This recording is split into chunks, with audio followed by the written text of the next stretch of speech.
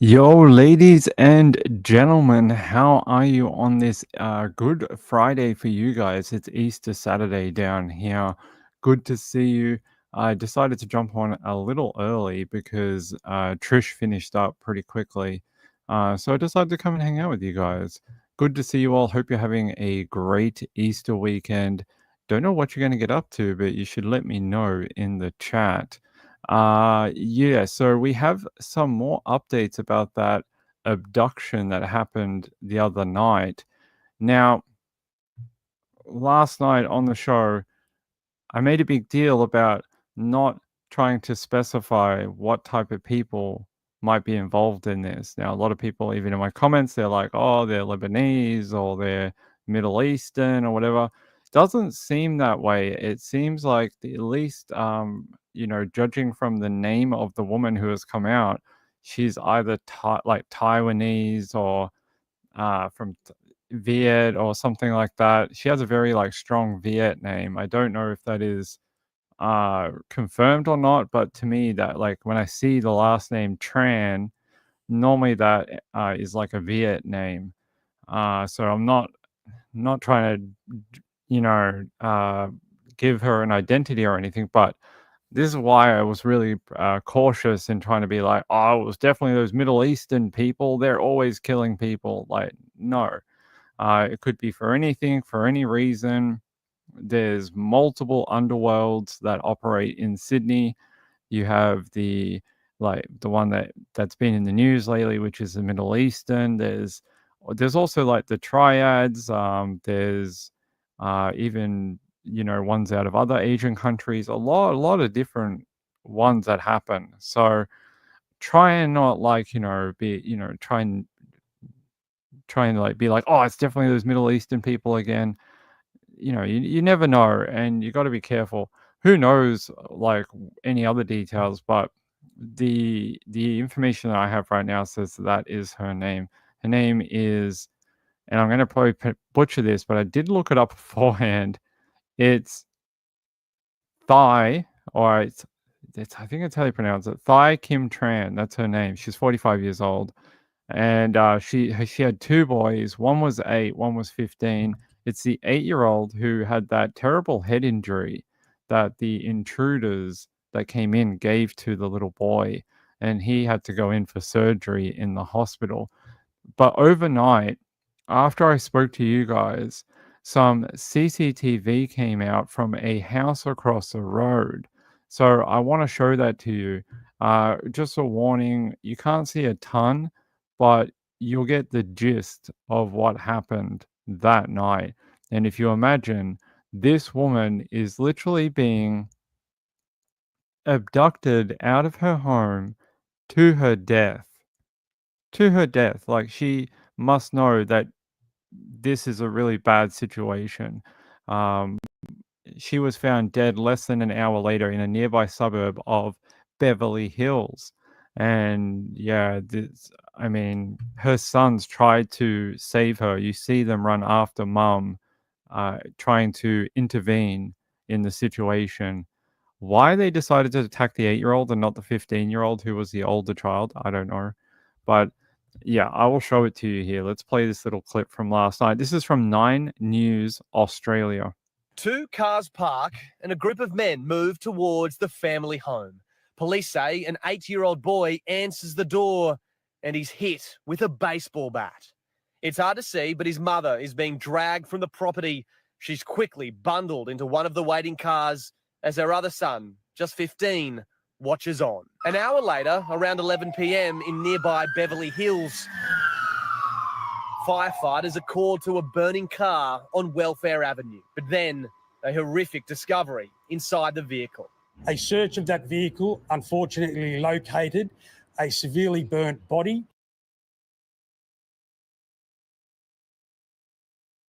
So there you go. Let me just rewind this a little bit. And if I play it, you can see they're up in this like top left corner of the screen up here. And that's their home there. You see them dragging the woman to the car here, and her sons are following behind. I don't know what they must have been asking for their mum. but you see them just drag her really forcefully out of that home, basically just carrying her to that car, dragging her along that footpath into that waiting vehicle where, an hour later, they found that vehicle well alight. And this is what that vehicle looked like an hour later. It was just fully engulfed in flames. And unfortunately, they found her body in that vehicle. And you see the forensic police there looking through it. It is one of the most violent crimes I've seen in Sydney in a while, where a mother has been dragged out of their home and this happened to them. I mean, we've seen a lot of males be killed in gang violence or underworld violence, organized crime. That has happened a lot, but females, especially mums, not as much. I mean, there was the one the other year that I showed you yesterday, the two females who were killed in their car, but not like this. This is brutal. To break into a person's home, bash their child to the point where that child needed emergency surgery, bash the crap out of the woman too, strip her naked, and then drag her out of the home into that car and find her dead an hour later in that vehicle that was on fire. What is going on in Sydney where this is some sort of like answer to something? Like an answer for what exactly? What is this a retaliation for? What is this a payback for? Now, the information that came out last night, not to say it's correct, but homicide detectives that are investigating spoke to a local paper saying that they are investigating links to large scale drug importation. So they're looking at was there an importation of drugs that failed to make it? So this happens quite frequently in Australia, where people import drugs, but they get caught by the Border Patrol. And what ends up happening is people are killed, shot, executed because of that failed attempt. And is that what happened? Did their drug importation get caught? And now whoever was the mastermind behind it, are they angry at these people because it didn't happen? Millions of dollars, probably millions and millions of dollars of drugs are normally in those shipments. I can tell you that I have some personal experience with this. I've said this story before, but when I first moved to Melbourne, I witnessed a man be shot because he was involved in a large-scale drug importation that failed. The police got it, and then the people who were involved in it tried to execute him. Luckily, he survived. But yeah, so I witnessed that in Melbourne when I lived here, when I first came here. So Rachel says definitely sounds possible. Yes, could be. Glitter says, I bet adult Easter hunts are fun. I've never been to one. Apparently, they are doing a egg hunt at Coachella tomorrow morning. I think tomorrow morning or Sunday morning, but they're doing an adult Easter egg hunt at Coachella. So, being that it is Easter weekend. So, yeah, if you head out to an Easter egg hunt this weekend with either for yourself or with your children, I hope you have fun. They're saying here, yeah, that the father was away interstate on a business trip and had returned to Sydney to, look after his children. Yeah, it's just crazy. They're saying here a neighbor who lives with her family in a granny flat behind the deceased woman's house arrived back about 4 p.m. the following day, not knowing what had happened. She had been home during the kidnapping but heard nothing unusual. She said, when I go out this morning, there was police here. I asked the police, but they didn't tell me anything. She said she had lived at her place for about 2 years, and the dead woman and her family had been in their house when she moved in. She said she last saw the woman a few days ago, but had not seen her husband for about a month. She said, sometimes I just say hi. She said they have 2 boys and her kids are always inside. They do not play with my girls. I'm a bit scared because I live in the backyard of the home I feel sad for her and her children. They say police will work to obtain CCTV from the area between the two crime scenes and are appealing for public to contact them with any relevant information or video. So there you go. That is the big update from overnight. That now we have a name and we have a little bit of CCTV, not a ton. I'll play a little bit of it again, but you can see them up in that corner. It's incredibly awful. I mean, to do this to anyone, male or female, but to do this in front of her children, it's and to be so dead set on it, to be like, abduct her from the home and kill her within 1 hour. Normally, these type of things don't tend to happen that quickly. They're sort of like they'll abduct someone, they'll ask for something, there's some sort of negotiation. Maybe that goes south and people die, or they get what they want and the people go home. This one, no, they were just like got the woman, killed her, set the car alight, bang, out of there. It was all done within about 1 hour. So, Profiler said her race as Asian. People are speculating on a deletion. No, I don't think so. Profiler said not known to the police, but unfortunately that means nothing. A lot of people who are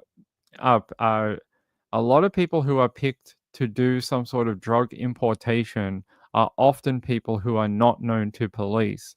They do this because they're called like clean skin, and they do this so they don't pick up a signal for the police. So often people who seem like everyday people somehow get involved in these type of things, and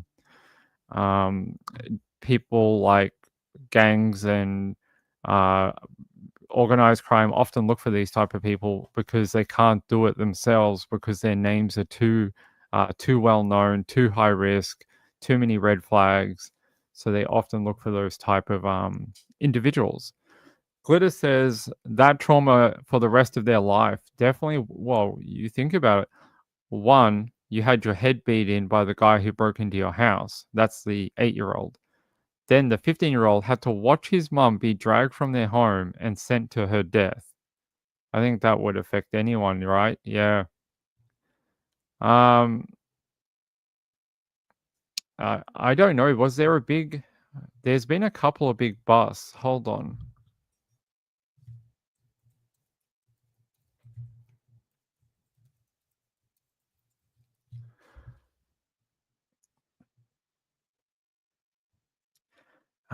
Five charge. I see a couple. I mean, there's been a few. There's been a... that's a while ago. I mean, there was one a little while ago here. I don't know if they're related. Actually, yeah, here we go. So Sydney men arrested over brazen $13 million cocaine scheme. There was this one, a failed 42 kilo cocaine importation, but that was in 2023. There's been a bunch.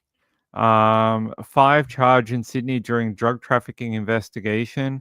The AFP has charged 2 Chinese nationals and a Sydney man over a failed plot to import more than half a ton of illicit drugs into Australia in 2024, with a further 2 Chinese nationals charged over the alleged possession of precursor chemicals. They said they were going to import 421 kilograms of MDMA and 120 kilo blocks of an illicit substance thought to be pink cocaine, or Tusi. That's probably what that is. And 80 kilos of methamphetamine. So that was believed to be sent from Italy. Yeah, so there was that one. What else do we have? And then there was another one late last year. 4 charged after 103 kilos of illicit drugs seized across Melbourne and Sydney airports in 24 hours. Look at that. That is a lot of drugs. That is a lot of partying. They say here the AFP has thwarted 3 separate alleged plots to smuggle a total of 103 kilos of illicit drugs, 77 kilos of meth, 26 kilos of cocaine through airports in Melbourne and Sydney in 24 hours. That was late last year. I'm just trying to see if there's any names. Don't see any names, but oh wait, hold on. What did that say? No, it's okay. But yeah, apparently here's a woman here trying to come back from the UK, they said, trying to import that in her luggage. So I don't know if it's any of these are related, but there's been a ton of them. Oh, the one they found in the warehouse? That was a while ago, right? Yeah, they found it. They accidentally found a warehouse in like Auburn or Greenacre, and they found like the most amazing amount of like liquid methamphetamine or something. They've just found like hundreds of liters of it, and it was like an accidental thing. Yeah, I do remember that. Hold on, let me see if I got your email. For some reason, I never got your original email. I know you said you sent one a while ago. Let me have a look. I don't know why I don't get emails from you. It's so strange. Yeah, I'll see if it comes through. If it comes through, I'll show you. I might be able to find it myself. Hold on.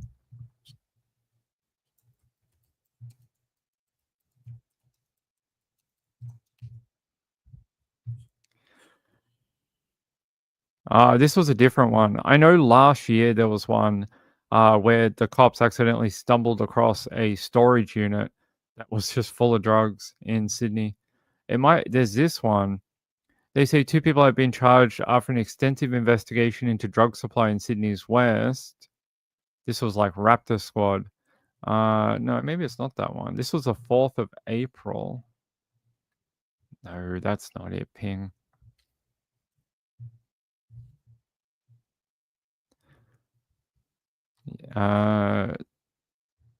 That's the only one I see out of Auburn, this one.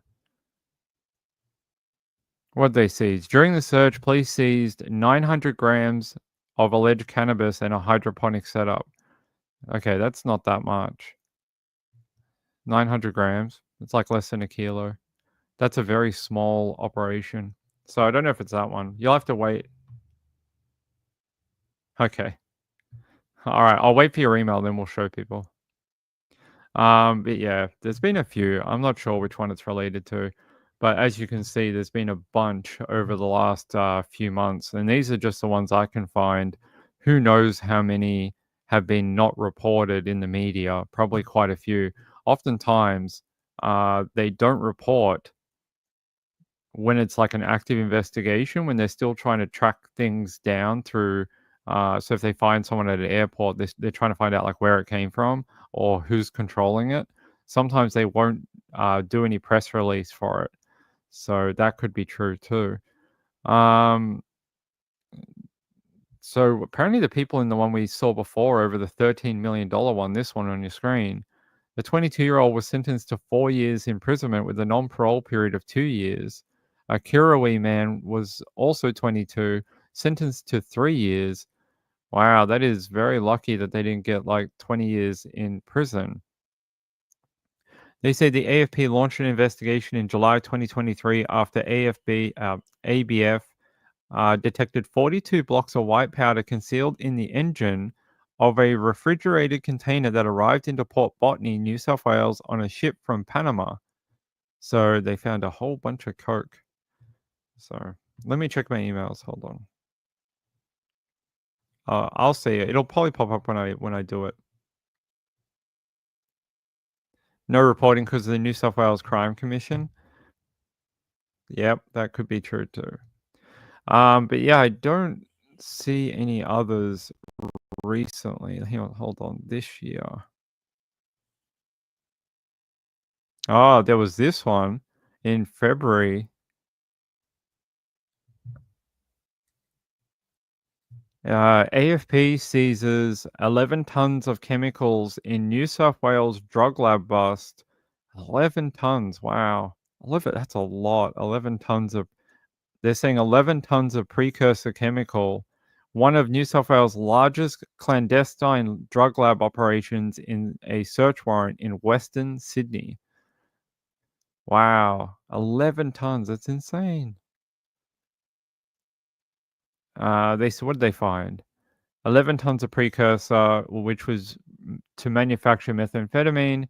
The materials included 4 tons of ethyl acetate and more than 2 tons of sodium hydroxide and 2 tons of toluene and hydrochloric acid. Maybe they're trying to get some bodies melted. Industrial grade equipment such as chillers and rotary evaporators were also seized. Definitely sounds like a methamphetamine thing. Yeah, so that was 11 tons. That was earlier this year in Feb. Oh no, 22nd of January. And that was in the west of Sydney as well. So which one was it connected to? Which one are they investigating? To the Bankstown incident? Don't know. But there's been quite a few already in 2025.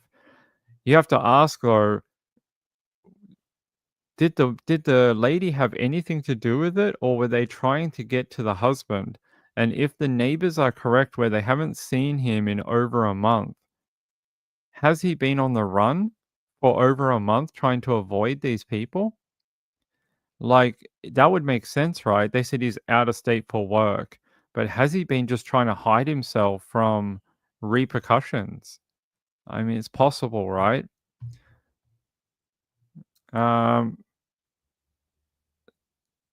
Yeah. I know what it is. Woman of Steel said, does a lot of fentanyl get stopped by customs? I don't think we see a ton of fent here. It's not, I mean, it's here, but it's not on the scale like in America. I don't think it's as big. I think there's still Australia always seems to be a little bit behind in a lot of different things. I know that the AFP has found it in importations. I know that you can get it on the street. I just don't know if it's quite as endemic like in America. Not sure. But yes, it is here. I do know they do get it, but most of the drugs that are imported into Australia seem to be cocaine or methamphetamine or precursor chemicals to make either. So often they're trying to get in it's different things. No, that's all right. I found it. So it's that one. That's the one you're talking about. Where was this?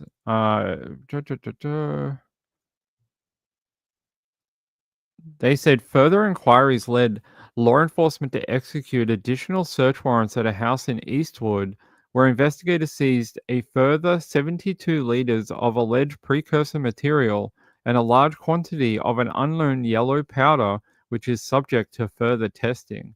That was in Eastwood. Here. AFP, here, check this out.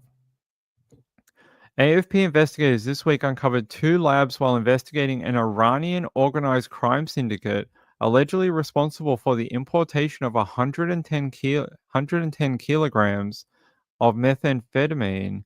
Upon executing search warrants at 2 Sydney homes, police located 2 laboratories, one of which allegedly had a man conducting drug extraction activity when police entered. Ooh, that's interesting. So there's something going on in that area in Sydney when you see how many clandestine labs they've found and just how much precursor material that's been floating about. Apparently, the AFP acting commander said the January 2025 activity was one of the agency's most significant sieges of drug paraphernalia to date. The quantity of this 11-ton seizure, along with this week's activity in Sydney, demonstrates the persistence of our investigators who remain committed to identifying those responsible for the importation of illegal drugs and precursor. Could this be the one it's connected to? I mean, this only happened a little while ago, and they're saying like it's one of the largest takedowns they've ever come across in AFP history. That is insane. So they found several labs, a bunch of precursor, like tons and tons of it, and they raided like several homes. Like just one of the homes had 72 liters of precursor. Like that's enough to make, I think, like an insane amount of drugs, like crazy amount. 2CB, that yeah, well, it's oftentimes what they sell as 2C is not that because it's hard to find. It's harder to get in large quantities than it is just to use some pink dye and be like, hey, it's the same thing. So oftentimes what you get as 2C is not. So hey guys, hey Laura T, how are you? Woman of Steel said, "Why in the hell would anyone try that junk when it's made with poison?" This is true. Iodine is the yellow stuff. Does it come in a powder? I thought iodine came in a toluene. Yeah, it is highly toxic. That is true. So hanging around with that stuff is probably not. What? Did someone slow our chat? What? What's going on? It could be. Did you get hammered because you've been posting so much? Because you posted like a bunch in a row. Did our bot slow us? All right. Where's our moderator? My voice, really?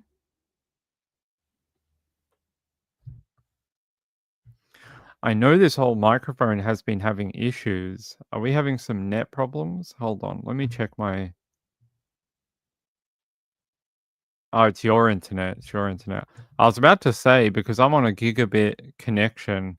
Like my connection's lightning fast. I pay quite a lot of money for it, so we can stream at a decent quality. All right, it's your internet. You need better internet, not me. I got good internet. Gayla says everything is fine here. All right, all right. Be careful when you throw problems into the chat because I automatically think it's me. Woman of Steel says, I used to use toluene at work. They finally banned it throughout Boeing. Okay. All right. Thanks, guys. I appreciate it. Hey, DJ, handyman. How are you? Sorry, DIY man. How you going? All right. Let's keep going. By the way, there was a small update. Do you guys remember we spoke about a woman who was found in a river in Brisbane? I really am going to change the name of this channel to just like how women die. How women are killed in modern world. That's what I'm going to. It needs a shorter name, but I'm going to figure it out. Because I feel like that's all we read about is dead women. I feel like that's half of our content is how women get killed. All right. So do you guys remember a woman we called Crystal Beale? We spoke about her a month or so ago. Well, apparently there's been a bit of an update on her case, and I'm going to bring it to you. It's a bit of a strange update, but here, I'll bring it to you. They say new CCTV footage shows final hours before Crystal Beale found dead in the Brisbane River. I don't know if this is the new CCTV. Let me have a look. No, we've seen this one before. Unless this has got new details. Along happened to her from that on their way to West End.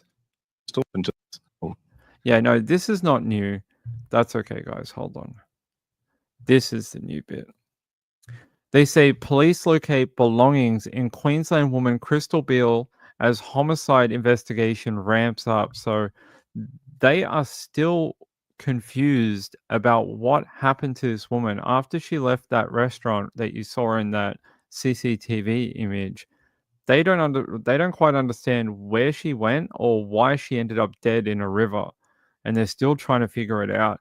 They're saying here Queensland police have discovered belongings of Sunshine Coast woman Crystal Beale, whose body was found in the Brisbane River in February. They found one of her shoes in shrubbery at West End and other personal items nearby. This far later? Interesting. They say police hope the discovery of a shoe in shrubbery will help them solve the mystery of Queensland mother Crystal Beale, whose body was found in the Brisbane River. They say the discovery was They say her body was discovered the following morning by a member of the public at Yeronga. They say, but with police locating one of Crystal's sandals in shrubbery on Ryan Street and several personal items nearby at Orlee Park, they are painting a picture of the final 8 hours of her life. They say the piece of the puzzle we are trying to understand is how Crystal got from Ryan Street into the Brisbane River. This incident happened on Friday evening in the West End. It is 1 kilometre from her last confirmed sighting to where we located her personal belongings at Orlee Park. They say if Crystal had taken... Was that you? All right. They say if Crystal had taken this route on foot, her journey should have been captured on CCTV, but we are yet to receive any eyewitness accounts or CCTV footage to confirm this. Mr. Watts said detectives have reviewed over 1,000 hours of CCTV and interviewed Crystal's former partner, friends, and family. They say that Crystal was assaulted, police believe, before her body was dumped in the Brisbane River. From everything that we've been told, Crystal was a loving mother of 2. She was well known in the Sunshine Coast community, and there is no reason why this has happened to her. So they are still a little bit in the dark about what happened in that final hour of her life, and that how she got to this one location, why are her things on the ground, and how she ended up in the river. Now they also believe that she was assaulted prior to being thrown into the river. It's a real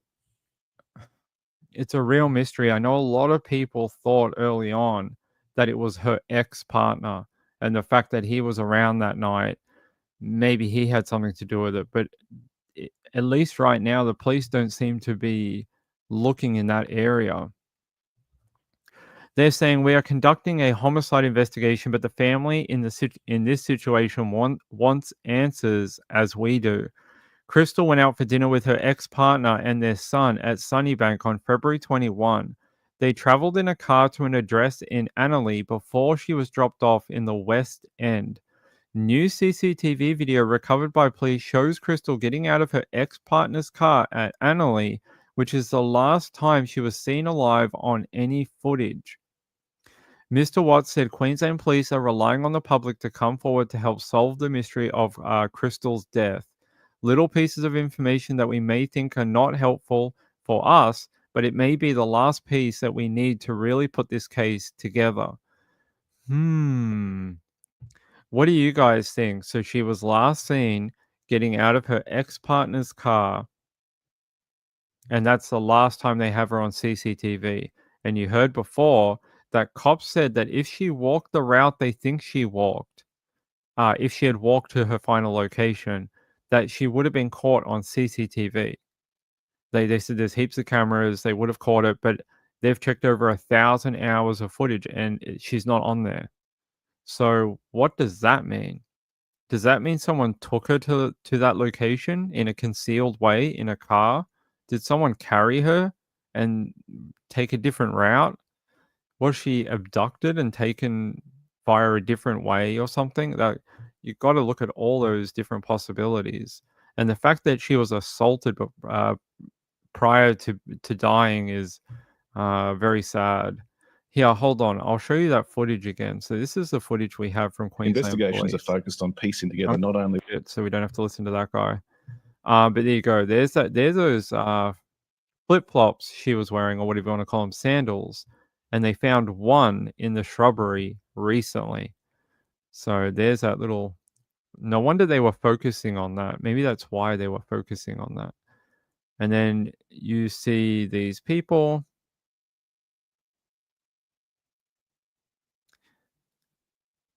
They said they want these people to come forward, I think. That's what they were asking.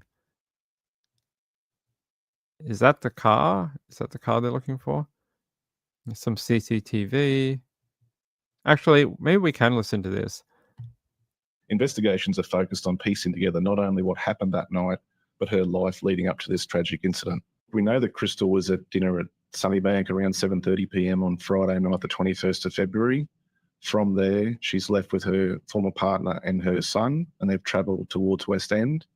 Along the way, We know that Crystal has got out of the car around Amelie, but has got back into the vehicle and then continued on their way to West End, where her former partner, who was the last person to see her alive, says that she left the car around Ryan Street, West End area. There is no CCTV footage in that area or around the Orley Park, West End area that we've captured Crystal. We don't know what's happened to her from that moment onwards. We have located a sandal on Ryan Street that belongs to Crystal, and we've also located some personal belongings around the Brisbane River, Orley Park area that we know belong to Crystal.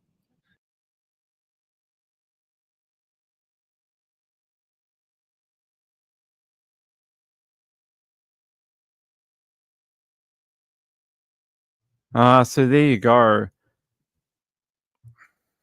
It's very concerning, and the fact that this woman's ended up in that river, yet no one really knows why, how. They can't see her on any CCTV. I mean, I'd like to help solve the mystery somehow. It's very concerning that a woman can't go out to dinner with her family and not end up in a river. So there's some photos of her. So if you were in that area near Orley Park and Ryan Street, or around the West End, and you saw her, contact Queensland Police on their like Crime Stoppers number if you want to remain anonymous. Like I said, even the smallest bit of information. Did you see her with someone? Was she with anyone after she came back from that dinner? Did you see people with, like, harassing someone? Did you see a woman yelling or a man yelling at someone? Could it be another woman? Who knows? But did you see something like that on that night? That would really help investigators, I think. And let me get you those dates. So, police are appealing to the public to help them fill in the last 8 hours of her life on February 21st, so it was in the evening, up until February 22nd. And then they unfortunately found Crystal Beale in that river the next day. It's really bizarre. It really is. I know a lot of people jumped on her ex-partner, and I get why. It sounds odd, especially with the whole he's the last person to see her alive, and he's the one who apparently dropped her off. So a lot of the information they have comes from him. Here's Orley Park here, and this is Ryan Street. So you can see the distance. It's a little bit of a walk, and there's the West End. It's a bit of a trek. It's not super close, guys. Give me a sec.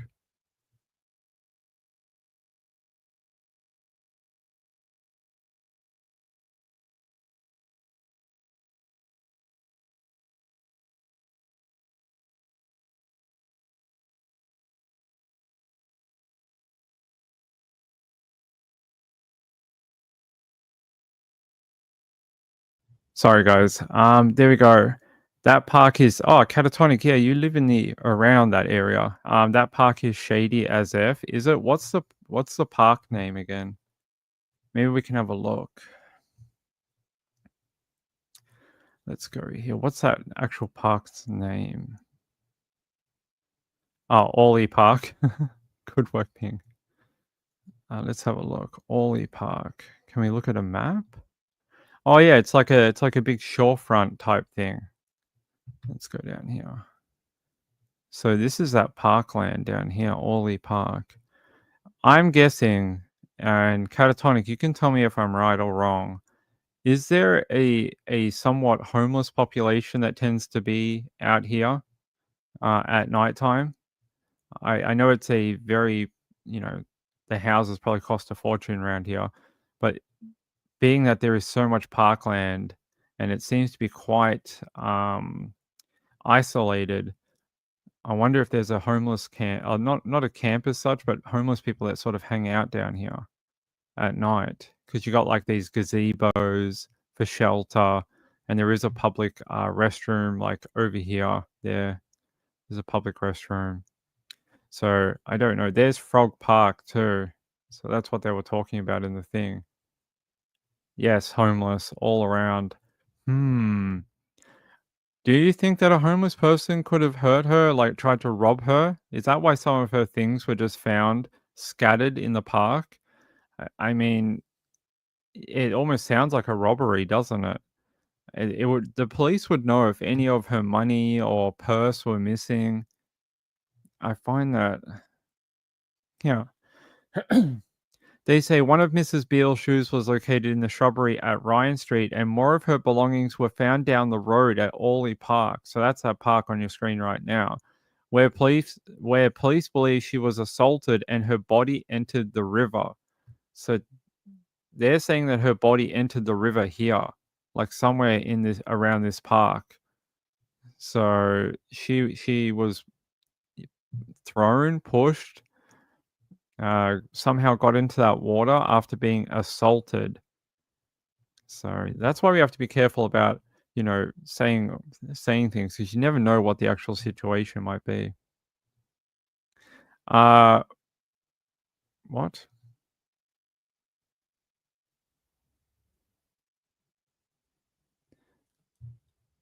No, I'm just saying that, like, there's unfortunately sometimes,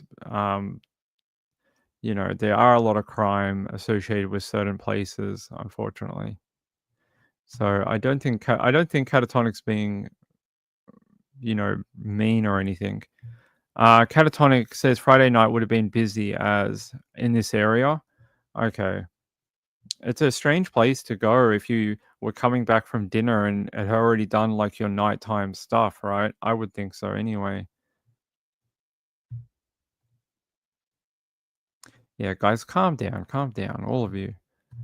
I think we had someone else in the chat the other day that took offense to something that someone said. Chill out, all of you. We can all be friends, okay? Hold hands, someone get the guitar, and we'll all sing Kumbaya, all right? Like Warsaw. We're just talking crimes, okay? Warsaw. It's okay. Catatonic says I've been homeless before. Me too. I grew up in that sort of situation, in and out of youth hostels and foster families and sleeping on trains and things like that. So if there's anyone that knows about that, it would be me as well. I've done it all. I've moved around. I've literally slept on trains. There used to be. I'll tell you a little story. In Sydney, they used to run the country trains. So the metro trains are no good for sleeping on because they're so quick. They only last about an hour or something. But if you go on the country trains, they're many hours, but you end up very far away, like in Newcastle, up that way. At night, we'd take the last country train and sleep on it from Central to Newcastle. But after a while, the train transit authority used to get really pissed off about it, and they used to raid the carriages, and we'd one stop before Newcastle, they'd all be waiting on the platform and get on the train, and they would like rough us up, kick us off, fine us if we didn't have a ticket, and then they'd basically be like, oh, you can't get back on the train and you're stranded in Newcastle and things like that. It's like many hours away from Sydney. But yeah, so we used to do that many nights because it was warm. It was warm. They had bathrooms on the country trains, and they had water. They had like water machines for free. So Profile said, in my own world right now, I have no idea. I'm remembering the birds from my heydays. Hey AJ, how are you? Good to see you, my friend. So yeah, that's Ping's story of sleeping on trains when I was a teenager. So we definitely did that. Yeah, they used to always, these bloody train detectives or whatever they are, train authority, they used to like wait on this station and beat us up. All right, let's go here. Lunch homicide visitor. That's not the one I want. I want the one for Crystal Beale.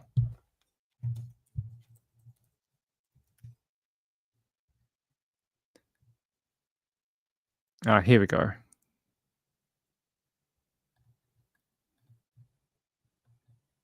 Investigations are focused on piecing together not only what happened that night, but her life leading up to this tragic incident.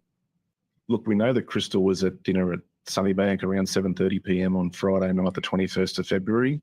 From there, she's left with her former partner and her son, and they've travelled towards West End.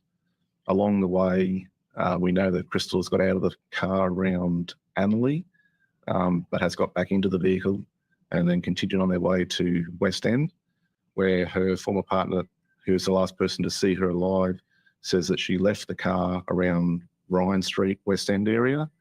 There is no CCTV footage in that area or around the Orley Park, West End area that we've captured Crystal. We don't know what's happened to her from that moment onwards.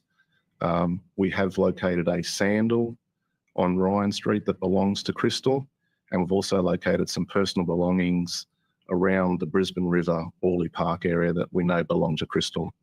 Investigators have reviewed over 1,000 hours of CCTV, and at this point, we're still yet to capture Crystal walking from Ryan Street to Orley Park or anywhere in that vicinity. The distance is about 1 to 2 kilometres from Ryan Street to Orley Park, and if she had been walking in that area, we would have captured her on CCTV. Look, we know on that night there were other people around the boat ramp and the Orley Park dog area fishing or cast netting in the water. It would be unusual if no one has sighted Crystal, but as I've previously said, we have not yet captured her on any CCTV in that area. The distance between where she was last seen and where her personal belongings were found at Orley Park is around 1 to 2 kilometres, and it's unusual that she has not been captured on CCTV. The people that were there, they are not suspects. We encourage them to come forward, and little pieces of information that they may think that's not helpful for us, it may be that piece that we really need to pull this case together. We have interviewed her former partner and her children. We've interviewed associates of Crystal. She was a well-loved mother in the Sunshine Coast community. There is no reason why she has been a victim of an attack, if in fact it is an attack, around West End on the night of Friday, the 21st of February. I'd like to thank the public for providing the information they have and coming forward. But if there is any other information, be it small, we do encourage you to come forward. The investigators on this case have for 2 months been relentless in scouring and combing through over 1,000 hours of CCTV to try and piece together Crystal's final movements and to bring some closure to her family. We are investigating a homicide investigation, but the family in this situation want answers, as do we.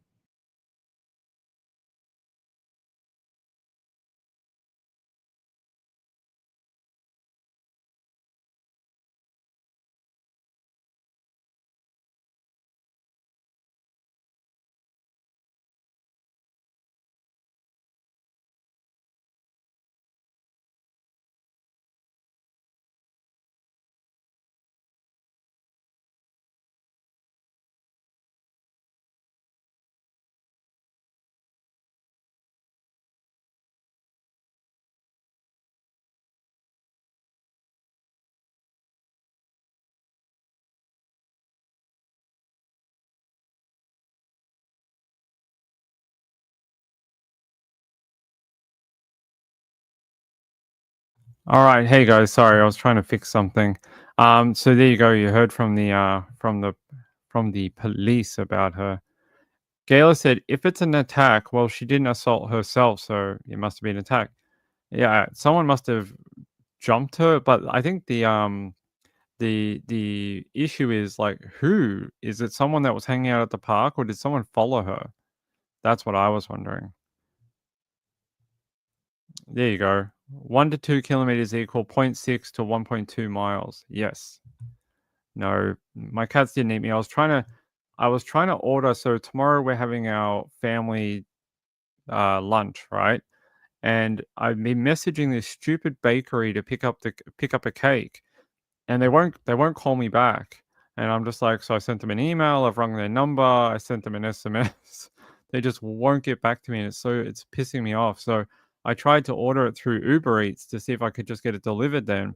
But Uber Eats is like, nah, we're not doing that. We're not going to accept your card. I was like, come on. Like, you're making my life difficult. I'm like, come on, I just want to pay for the stupid thing and get it delivered.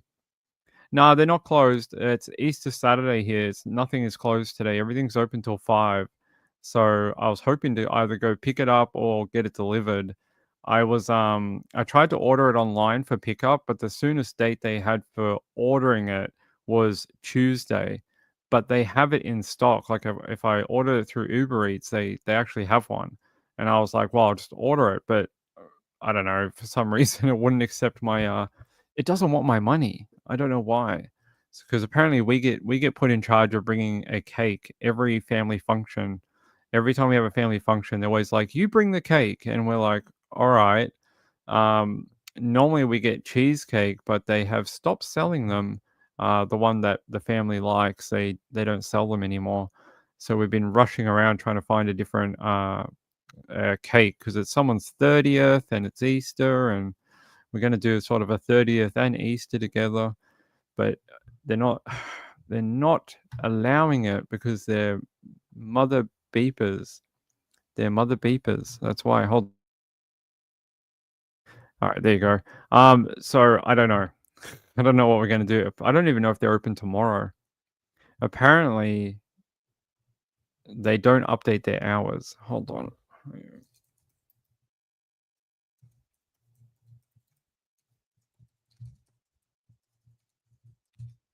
Trying to see if they're open tomorrow. It says Sunday hours 8 till 5, but it's freaking Easter Sunday. I don't think things will be open on Easter Sunday. Is Easter Sunday a public holiday? I don't know. Monday's a public holiday. Sunday 8 till 5. Easter. See, I hate this when you go on Google and then it says hours 8 till 5 on Sunday. Then it says Easter underneath. Hours might differ. No, duh. Of course it's going to differ. Please, tell me the correct time. So I have no idea. I have no idea if we're going to be able to get it. In Australia, I presume it is. I like Costco cake too. They do one called a tuxedo cake, which is pretty good. We've had that before. Yeah, we've had a few of those ones before. Let's see. Yeah, that's right. So I don't know. I don't know if we're getting a cake. Hold on. I want to talk to Mrs. Ping for a second.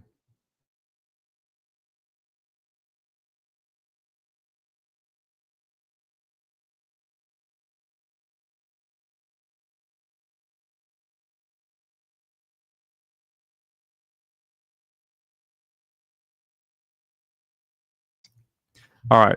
I just had to tell her to go because I can't do it. I'm on the air. I'm asking her to message a couple of places that we know to see if they're going to be open in the morning. Because apparently we're still doing Easter, even though my mother-in-law just got out of hospital like yesterday. She's like, no, we're not missing Easter. We're still going to do it. Gayla says you have amazing bakeries in St Kilda, so we're not too far from St Kilda. We have pretty good bakeries in this area too. That's where we're going to go.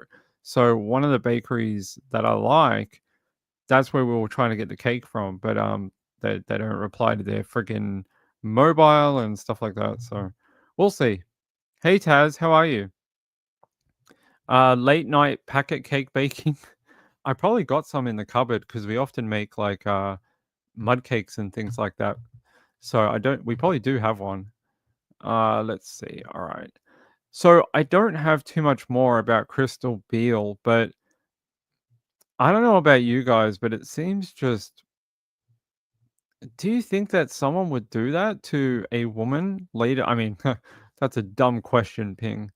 Do you think that do you think someone really would assault someone in that park late at night and throw them into the river just for their wallet or purse or something like that? I find that, I mean, I'm sure it's possible, but it's just strange. They're saying here the last known footage of Crystal dressed in a white dress and beige sandals shows her at a Sunnybank restaurant. Miss Beale's last confirmed sighting was by her former partner when she left the car at 9:30 p.m. on Ryan Street. Subsequent police investigations located Miss Beale's sandal in shrubbery on Ryan Street and several personal items at Orley Park near the Brisbane River, which is where she entered the water. But the short distance between where she was last seen to where her items were found has left investigators scratching their head. Detectives have scoured more than 1,000 hours of CCTV footage and interviewed family, friends, and the former partner. So the bit that they want to try and understand how Crystal got from Ryan Street into the Brisbane River. All right, where is Ryan Street? There's, let's see, Ryan. Where is Ryan Street? It was like just up here, wasn't it? Geez, stomach, we can eat later. Shush. Ryan Street. Ah, here. So Ryan Street's right here. This is where he said he dropped her off, right here on Ryan Street. Orley Park is down here. So if we say that the closest proximity between the two is probably right here or possibly here, but I'd say probably here. If this is the closest thing, they're right. If her sandal was found in shrubbery up on Ryan Street, which there is shrubbery, look at all, it's right here. If it was found on Ryan Street and she walked just down here, about a block down, and entered the park, this is Orley Park, ferry terminal, and they found more of her belongings here and she entered the water, you would think that one of these homes would have cameras. And I think they said there is cameras there, that most of these homes do have a security camera. So why can't they find her? Why can't they see her on any of the footage? And why can't they tell if there's anyone with her? It's not a very far distance. Look, I'll zoom it out. It's just there, Ryan Street in the park. It's really close. Or if you go down the other end, there's Ryan Street, and she could have come down Montague Road and just here into the park. So it's only about a block. And then she's down in the park area, and then she's in the water and assaulted. So her ex-partner dropped her off on that road, and then somehow between that point and the park, she was beat up or whatever, and then put into the water and killed. It's a very short distance to be out of your ex-partner's car and somehow killed, like 2 seconds later. I'm not suggesting anything, I just find it strange, like the police do. It's like a 2-second interval between the being dropped off and being dead. It's very strange.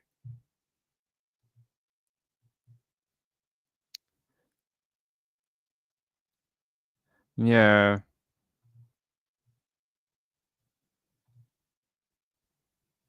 I'm not sure. It doesn't say anything like that. It just says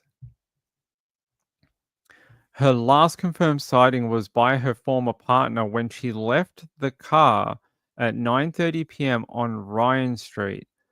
That's it. That's all they've said. Here. She had left a family dinner at Sunnybank about 8:30 p.m. the night before and was traveling with her son and former partner in the car to an Annalee address. Next bit. Before continuing with the partner to Ryan Street in the West End. So it sounds like when they got to the Annalee address, either they dropped the kid off or the son, maybe stayed there for a few minutes or something, and then continued to Ryan Street in the West End. And that is the last time she was seen. So the son wasn't with her at the time when she was in Ryan Street. He must have got dropped off at the Annalee property. Well, I think it was that, like I just said, I think you guys are a little bit behind, but he sounds like he got dropped off before they continued on with the ex-partner and her to Ryan Street. Gayla says, I need CCTV of her getting out of the car and him driving away. Or I suspect something else, which includes him. remember we spoke about the story the other day, the one where the girl ran through that glass door, and we questioned if she ran or got pushed. She's the one who had her arm severed by the glass, and she died in hospital after being in a coma for 3 days. The man that was in her home that she was going to get a DVO taken out against her, he is the one who gave police the information that she ran through the door. In this particular story about Crystal, the person giving us the information about her final movements is her ex-partner. Not saying he's violent, not saying there's a DVO or anything, just saying that it's interesting that these last people have been ex-partners. I'm not saying he's got anything to do with it, just saying it's just strange that we only have that person's story. Is there anyone else that can provide any light on what happened? That's what the police are asking for. Is there anyone else that can show a different side to the story of what happened in Ryan Street? I think that's what the cops want. They're saying, is there any witnesses? Is there any people in homes? Like you see on the map, there's homes everywhere. Look, if she was in Ryan Street, let's go up here to Ryan. Look, there's homes everywhere. You would think, was there anyone coming home? Was there anyone walking their dog? Was there people, it's Friday night. Are there people coming back from having dinner in the city like Crystal was? Where is anyone who might have seen her getting out of that vehicle and what happened after that? That's what the cops would like to know. Gayla said, if I did something to someone, I'm going to make up something else not to dob myself in. True, you're always going to paint yourself in the best light, right? So I'm not saying he did anything. I'm just saying that we only have one person's point of view. Again, we should be very careful about, fingering someone as, oh, they did it. Just, we try and look at everything until there's no other conclusion we can get to. They said, a homicide investigation was launched following investigations and a post-mortem. They believe her body had been in the water for about 6 hours. So I think I worked that out. When they found her body, it would have had to be about 11:30 at night when she entered the water, which was only very shortly after she was dropped off here, something like that, 11:30 or midnight. So it was very close to when she was on Ryan Street. Rachel said, I would assume that the son would have told police if they were arguing about something. What if they don't argue in front of children? So a lot of people, couples, won't argue in front of their kids. Maybe that's why they dropped him off, so they could have it out in the car without the child being there. Some parents do that. They won't argue in front of their children. All right. I don't have any more, but I will tell you that the cops seem very determined to find out what happened to Crystal. They would like to know, why she ended up in that water. They really would like to know. Hold on, that's the wrong police. Yeah. It would just be nice to do a week of true crime where I didn't have to do a story about a woman being found dead. Yeah, let me take you to the QPS. What do they say? Yeah. Crystal's last confirmed sighting was by her former partner when she left the car at 9:30 p.m. on Ryan Street. And yeah, Detective Acting Inspector Rod Watts said detectives have reviewed over 1,000 hours of CCTV and interviewed Crystal's former partner, friends, and family. The piece of the puzzle we are trying to understand is how Crystal got from Ryan Street into the Brisbane River. They said this incident happened on Friday evening in the West End. It is 1 kilometre from her last confirmed sighting where we located her personal belongings at Orley Park. What? This incident happened on a Friday evening in the West End. It is 1 kilometre from her last confirmed sighting where we located her personal belongings at Orley Park. If Crystal had taken this route on foot, part of her journey should have been captured on CCTV, but we are yet to receive any eyewitness accounts or CCTV footage to confirm this. That means if it's 1 kilometer, that means they must think that she got dropped off like over here and then somehow walked to like all the way down here somewhere. Not taking the direct route, like say she was on Ryan Street here and went down this one and entered the water here. They're saying 1 kilometer.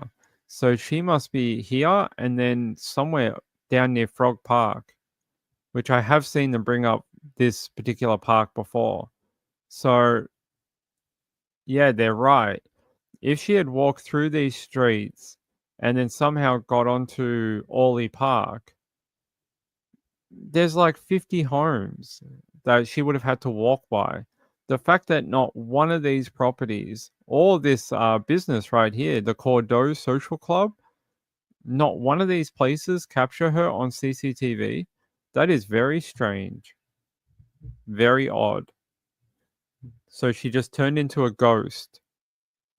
And not one of these properties or businesses have her on any CCTV reaching the park. Very odd. Very strange. I don't understand. It's almost like it's almost like someone kept her in a vehicle. Maybe a different vehicle, maybe who knows? But it doesn't sound like she walked through that, area. Here. She was a well-loved mother in the Sunshine Coast community.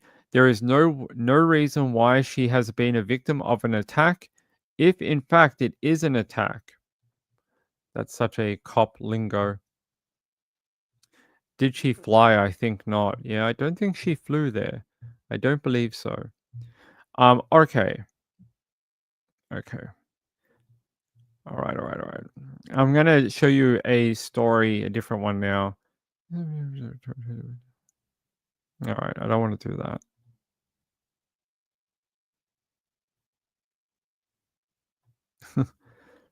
I want to do this from Texas. Why not? I want to do this one from my friend. Let's go to Ken's 5. You guys got to hear this one. A man is in the hospital after he was shot in what appears to be a case of mistaken identity. I'm Sarah Fergani with Ken's 5 News Now. That shooting happened around 2 this morning on command post off O'Connor Road. The man in his 20s told police he felt like he was being followed.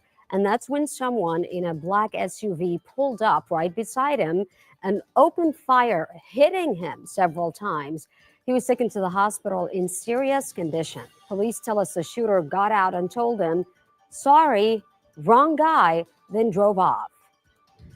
A memorial continues now to grow for the 14-year-old who was beaten by classmates and shot to death while walking home from school. Simon Cuevas was jumped by 7 other students on. So there you go. Man shot at 9 times in case of mistaken identity. They say suspect shoots driver, tells victim, "Sorry, wrong guy," in San Antonio. They're saying the shooting on the city's north side ended with an unusual apology from the suspect early Friday morning, according to San Antonio police. The shooting happened around 2:30 a.m. near O'Connor Road. The SAPD said a 27-year-old man was shot multiple times in his lower extremities by 2 unknown suspects in a black SUV. The victim told police that the SUV pulled up alongside the victim's car and had been following him before they fired at least 9 shots at his vehicle. One of the shooters then got out of the suspect's vehicle, walked up to the victim's window and said, "Sorry, wrong guy." Police said the suspect jumped back in the SUV and drove off. After the shooting, authorities said the victim drove himself to his home near the crime scene and called police. He was transported to a local hospital in serious condition. What the hell? What do you mean, wrong guy? What are these people that are doing these hit jobs doing? This happened in Australia too. Like they got the wrong people. Make sure if you're doing this that you get the right person, I guess, if that's what you're doing. Too many people are getting shot when they're not the right person. Let's see if we can play the video. New this morning, a shooting overnight ends in a pretty bizarre way. This happened on the city's north side around 2:30 this morning near O'Connor Road and Wurzbach Parkway. San Antonio police say that a man in his 20s was shot multiple times by someone in a black SUV who pulled up alongside the victim's car and then fired at least 9 shots at that vehicle. That's when police say that the shooter actually got out of the vehicle, walked up to the victim's window and said, quote, "Sorry, wrong guy," end quote. Police say that he then jumped back into his SUV and took off, possibly down Wurzbach Parkway. And he still has not been arrested this morning, according to SAPD. The victim is now at the hospital in serious condition. What were they doing? DJ says, thank you for saying Ken's 5. You're a foreigner. You, you Rusky. They're saying here, yeah, I don't get it. Who are they looking for? Who's the guy that should have been killed? Who were they looking for a specific car, and then they saw one and they're like, that's the guy, and then followed him and they were like, is that the guy? Yeah, that is the guy. He sort of looks like him. Should we shoot him? Yeah, we should shoot him. And then they shot him and they're like, oh wait, that guy has a mustache. That's not the guy. Well, go say sorry to him. All right, sorry buddy, sorry. And then just drove off. It's who are these people? Why are they doing this? Let's see if this one's got anything. Now to a story we've been following today. He was shot 9 times in his car, seemingly targeted, but police say he was the wrong guy. SAPD says this happened on the north side where 2 suspects pulled up alongside the 27-year-old man's car.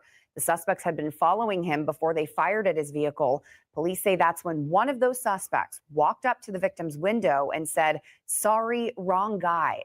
The suspects drove off and police are now looking for them. The man did survive, but is in serious condition.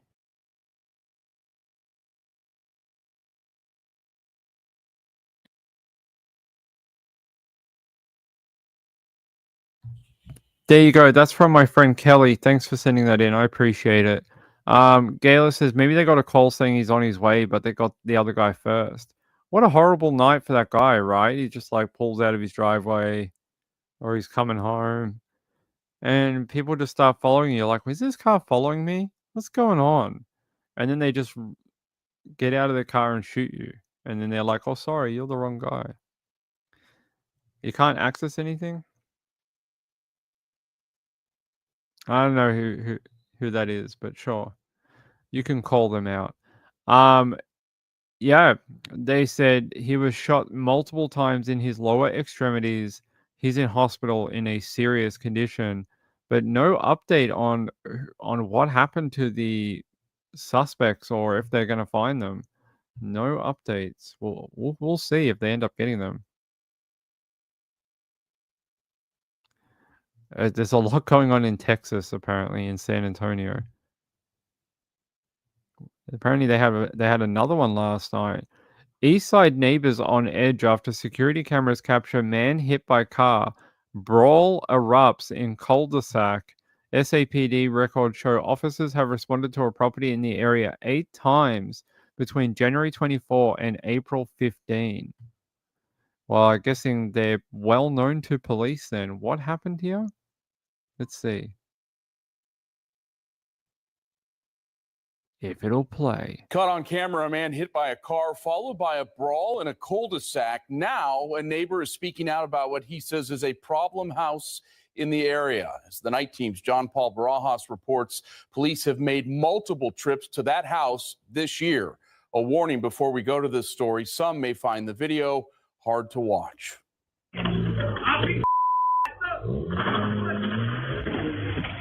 That's not normal. Yeah. When I saw that, I was like, man, that's the icing on the cake. What's next? A shooting? And then right after that, they fight. This Sunday, a chaotic scene spilled into a cul-de-sac in an East Side neighborhood. From a car running into a man to a fistfight. And neighbor Mo Richard says this isn't an isolated incident. So there's been times where maybe there's some type of domestic abuse going on, and then it spills out into the street. One individual approached me and my family. I had my daughter out here, my wife out here. If it wasn't for me and my wife being level-headed and being like, hey, bro, it's not like this over here. Chill out.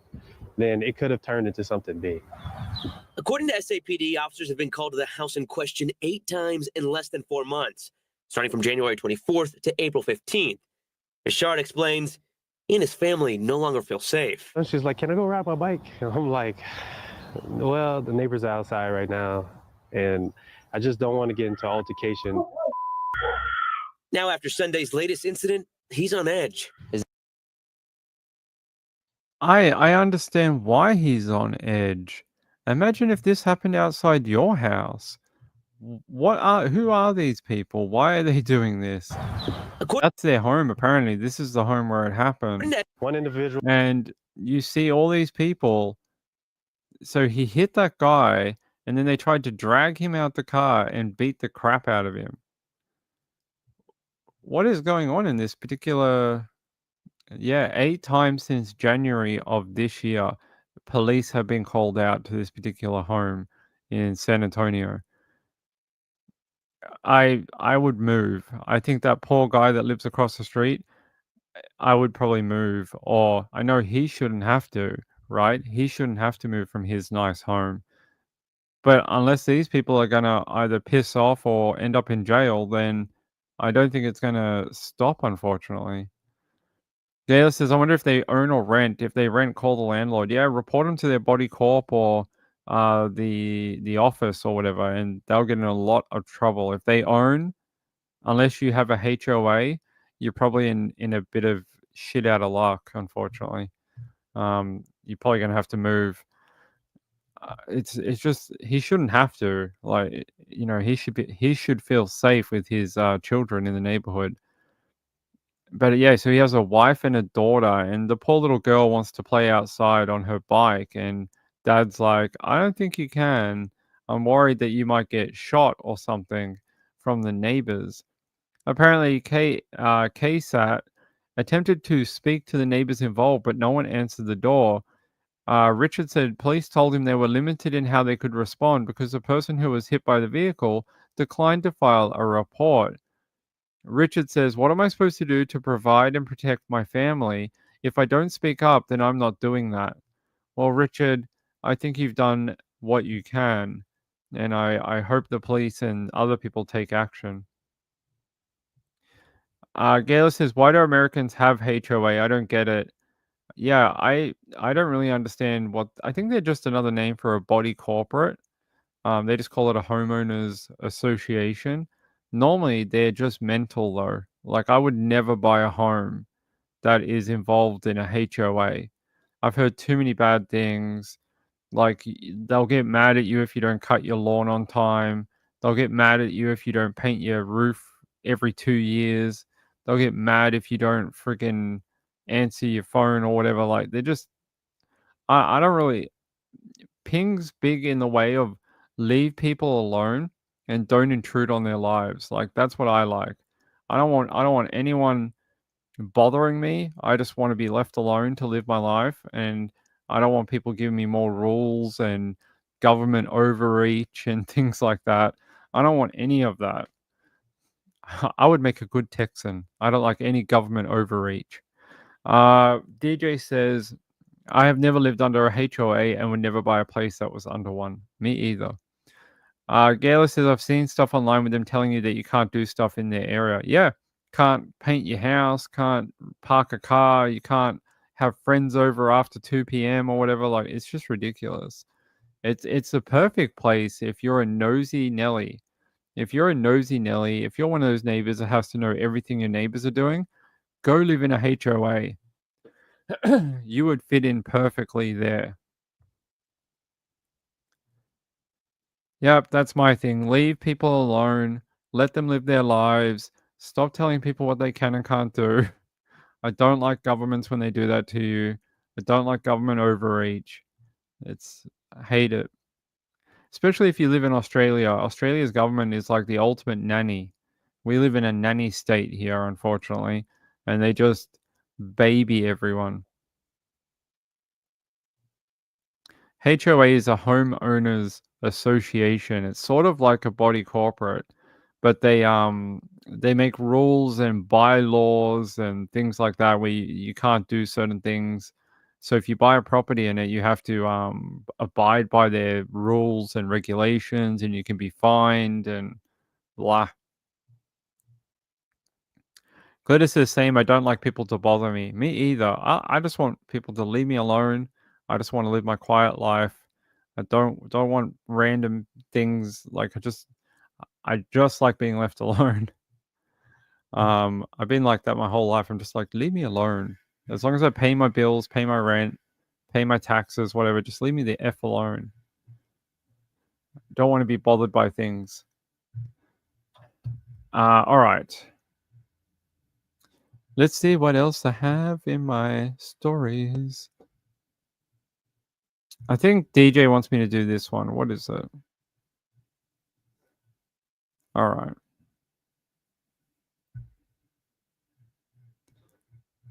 All right, DJ, I'll do this one, but I really don't want to read the entire thing. So hold on. Let me see if I can find another person covering it. Yes, I can. Let me take you to Como News out in Washington. Authorities found the body of Marshia Norman buried under a shed in Olympia, encased in concrete. Couples Jackie Kent live tonight in Seattle with why her handyman, Jeffrey Ziz, is a person of interest in this case. Jackie? Well, Preston, police believe Ziz was the last known person to see Norman. This case started nearly 2 weeks ago when her family first reported her missing. They said they hadn't heard from her in days. Now neighbors tell me they hope the fact that officials found her remains can hopefully give her family some closure.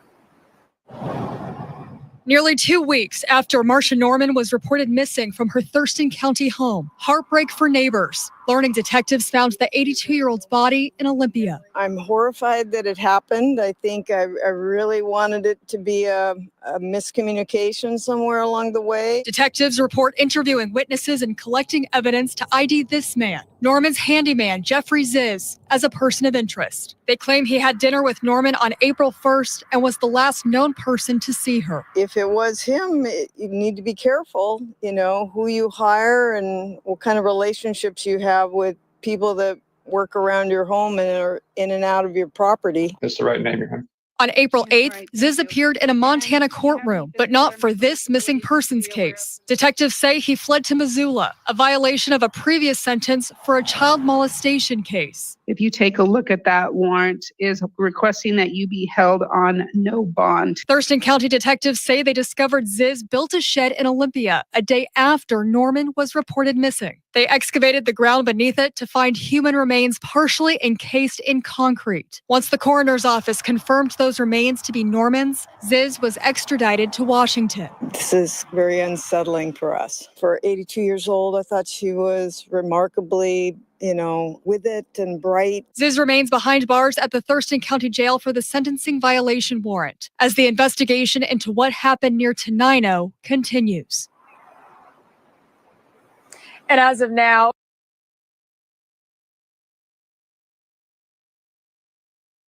so there you go. This poor woman. They're saying the body of the missing Washington State woman found buried under shed encased in concrete. Handyman questioned. You saw his photo on the thing there. So she was 82 years old. Her name is Marshia Norman. I mean, what is going on? Why now handymen are not safe?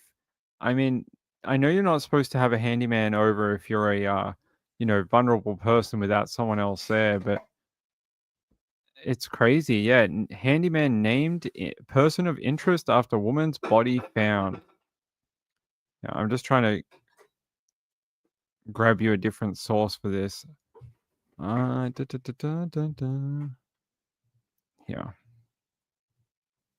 Let me take you out to Facebook, and I'll show you what the Thurston County Sheriff has to say. Actually, the Thurston County Sheriff says they got a press release here. They say on April 4, sorry, it's white, guys. I'm sorry. April 4, 2025, deputies and detectives with the Thurston County Sheriff's Office launched an investigation into the suspicious disappearance of Marshia Norman. Since then, detectives have worked non-stop, interviewing witnesses, executing search warrants, and collecting critical evidence. Detectives identified Jeffrey Ziz, Marsha's handyman, as a person of interest in her disappearance. While detectives pursued leads, apparently Jeffrey fled the state, which violated his previous sentence conditions. They obtained a warrant to arrest him for sentencing violation on that unrelated sex offense. He was located in Missoula, Montana, and taken into custody at a motel by Missoula police. Detectives discovered he recently built a shed at an unrelated property in Olympia the day after Marshia Norman was reported missing. On April 9th, detectives obtained power equipment to move the shed and excavate the ground beneath it. Detectives discovered human remains buried under the shed and partially encased in concrete. On April 10th, the Thurston County Coroner's Office confirmed the remains were those of Marshia Norman. Apparently, they have extradited Jeffrey back to Washington. He remains in Thurston County Jail on a no bail hold for his child molestation sentencing violation while detectives finish gathering evidence in this particular crime. So he's just an all-round scumbag. He's just an all-round scumbag. Doesn't only victimize children, he also victimizes older people too. What an absolute piece of crap. How he ever got out of jail in the first place is bonkers.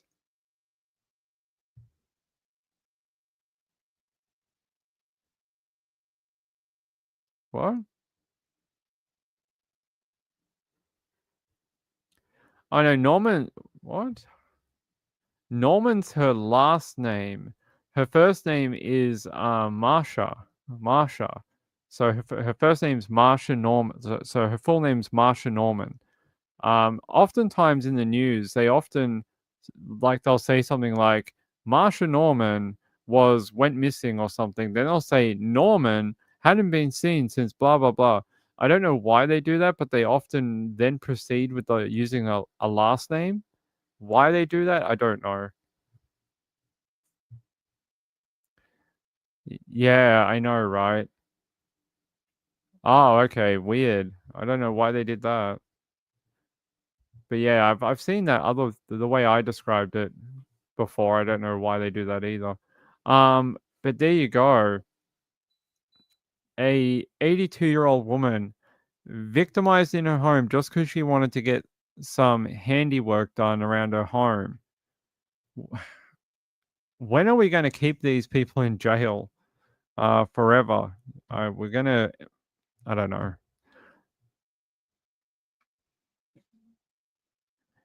Yeah, this is interesting.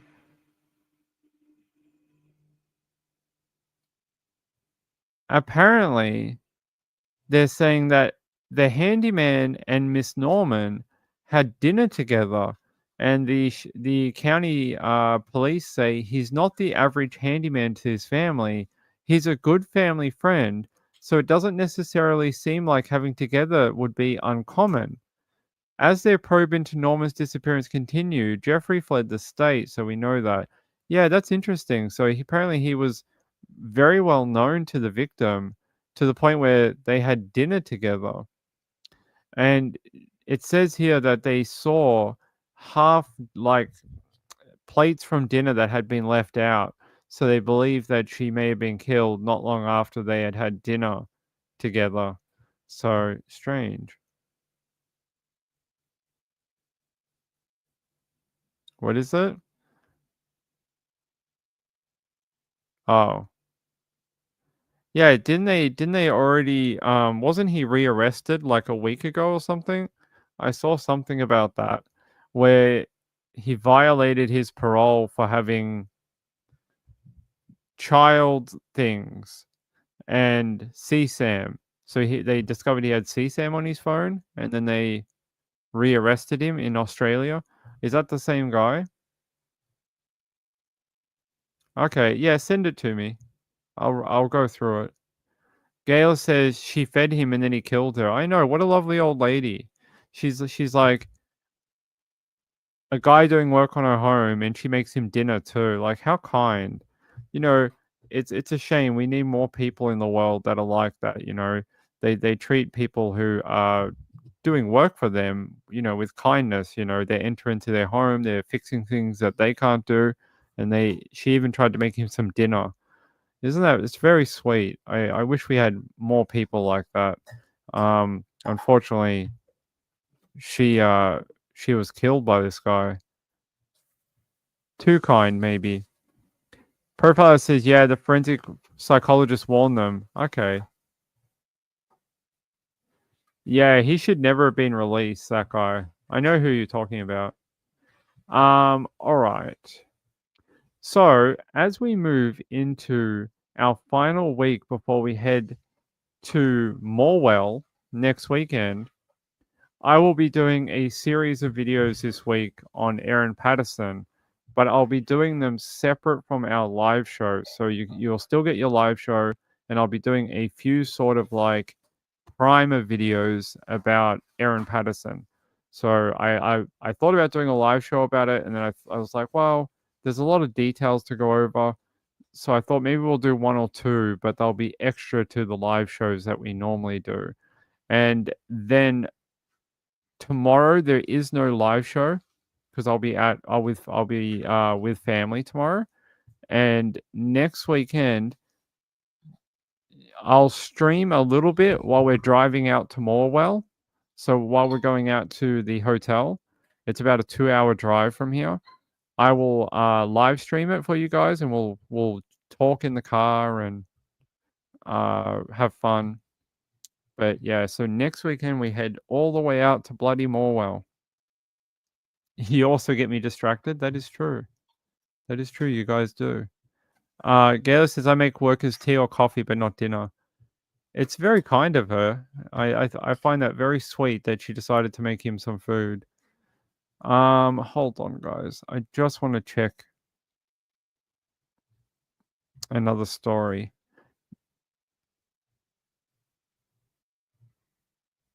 I was trying to see if we ever got an update to the guy we've been looking for, but I don't know. Mr. Jacob Sawyer.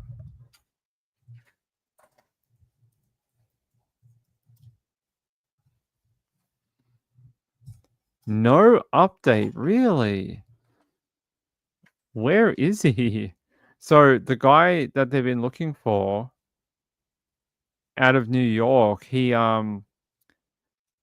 attacked his ex-girlfriend and stabbed her in the throat. And now they've been manhunting him for basically attempted murder. But no update in about a week. That is frightening that this guy is just around in the community and no one's found him. No one knows where he is. This is a guy that broke into his ex-girlfriend's home and attacked her and tried to kill her. And it's a manhunt out of New York. But no one knows where he is in a week. That's a long time. You could leave New York, you could get to Mexico, you could go to Canada. Canada's very close to New York. You could get into the border. Where is he? Where is Jacob Sawyer? I really would like to know. But so far, no update. Here he is, Jacob T. Sawyer. And they are looking for him on attempted murder, 2nd degree, burglary, 1st degree, criminal possession of a weapon, 3rd degree, criminal contempt, 1st degree, and menacing in the 2nd degree. After that event, so he also tried to attack her in January, but this time was much more serious. If they don't find him, what would he do? What could he do to her if he comes back?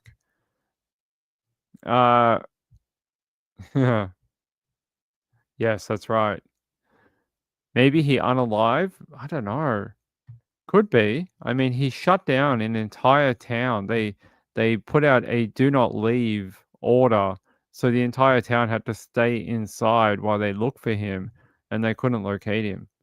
They were unable to find him.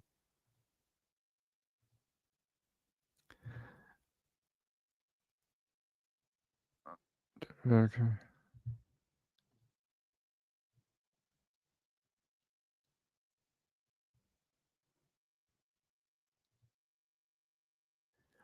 You know, that's very interesting. You remember we just spoke about the story about the 82-year-old woman? So there's a lot of people in the comments for that particular story. So a lot of them saying very nice things, but a lot of people saying very mean things about the that's not the right word, older woman. And listen to this story. A woman says, "Thank you for mentioning that you should be kind in the comments and that maybe the family are reading." She says, "5 years ago, my son was hit by a truck in front of his high school. I was reading the post about it on this Facebook page as I sat with my broken boy in the hospital room, and people were saying some pretty crazy and judgmental things in the comments. I can't imagine how difficult it would be for the family of Marshia to be reading some of the comments here today." She makes a good point that you never know if the family is reading. It doesn't sound to me like anything but that Marshall was trying to be very kind and give someone a second chance and provide them with work, like provide them with some money and some work and an opportunity to make a career as a handyman. So if you are being judgmental of Marsha, I think that says a lot more about you than it does about her. She sounded like a pretty nice lady that, just tried to see the goodness in people and give people a second chance. Not only that, she also tried to feed him. So she sounded like a very nice woman and didn't deserve anything that happened to her like this. It's very, very sad. Well, this guy, yes, Jacob Sawyer, sounds like he would be, what was it, second degree murder, attempted murder. Hold on.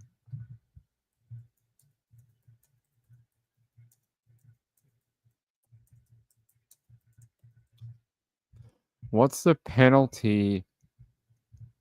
Okay, so a conviction, no, that's not it. Attempted.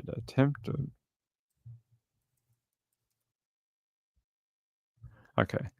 So in New York, if you are found guilty of attempted murder in the second degree, it's classified as a Class B felony, carrying a possible sentence of between 1 to 25 years in prison. This crime requires the same intent as second degree murder, which involves intending to cause death. So there you go. If he is found and caught, Jacob T. Sawyer, he could face a prison between 1 and 25 years in jail for a B-class felony that apparently has to have the same intent as second-degree murder. So if he had killed her, he probably would have got done with grade A, like the highest charge. But interesting that this particular charge has the same culpability as like murder in the second degree. So yeah, he could get a very long time in prison if he is located.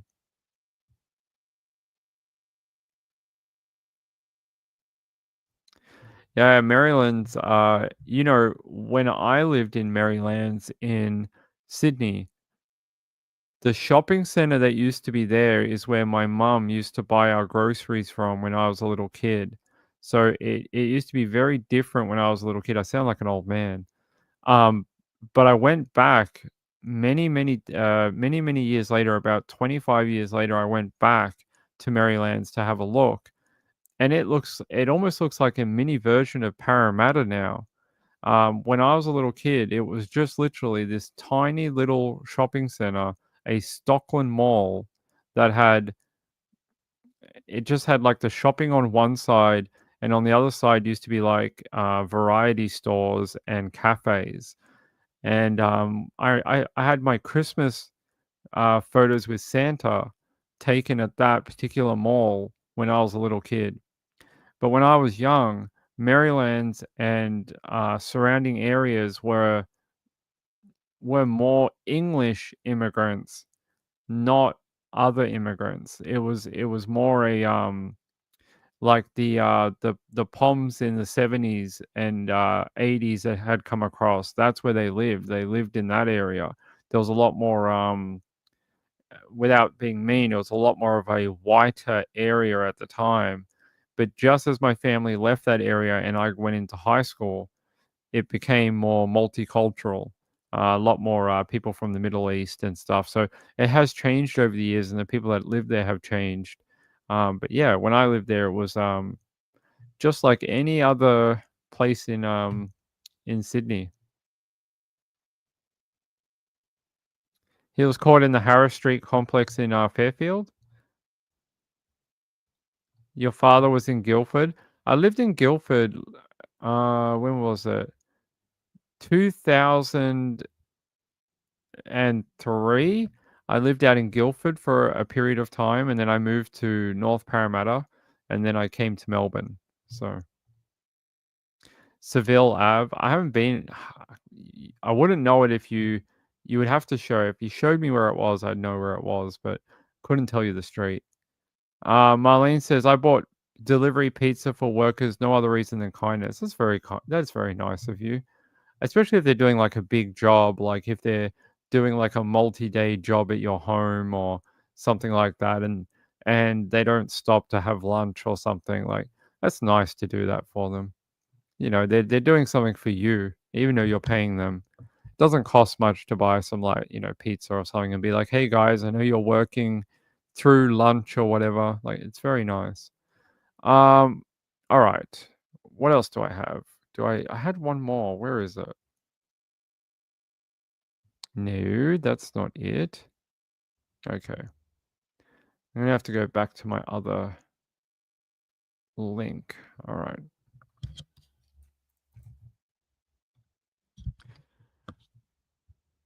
Oh, actually, I haven't checked that. Did we have? It's been a quiet week for Amber Alerts. I haven't seen a ton of them this week. We had a bit of a run of Amber Alerts a couple of weeks ago. Do we have anything on there tonight? Well, isn't that nice? For Easter, we have no current active Amber Alerts. That's really good. That is a nice thing to hear heading into Easter, that we don't have any active Amber Alerts. Oh, okay. Let's go out to ABC7.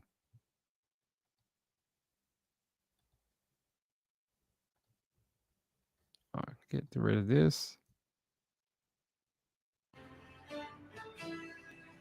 But we begin tonight with breaking news as police raid the home of a missing teenager's boyfriend. London Thomas has been missing now for nearly 2 weeks, with concern growing each passing day. Officers executed search warrants on Carlisle Street near Inkster Road and Michigan Avenue in Inkster. This is where London was last seen. Good evening to you, and thank you so much for joining us tonight. I'm Carolyn Clifford. 7 News Detroit reporter Rudolph Sinaida joining us live from the scene. So, Ruda, what led up to this raid? Carolyn, good evening. Investigations have been underway for nearly 2 weeks now. I'm on Carlisle Street, just as you mentioned. That home behind me there, that's the residence of London Thomas's boyfriend. The 17-year-old London has been missing.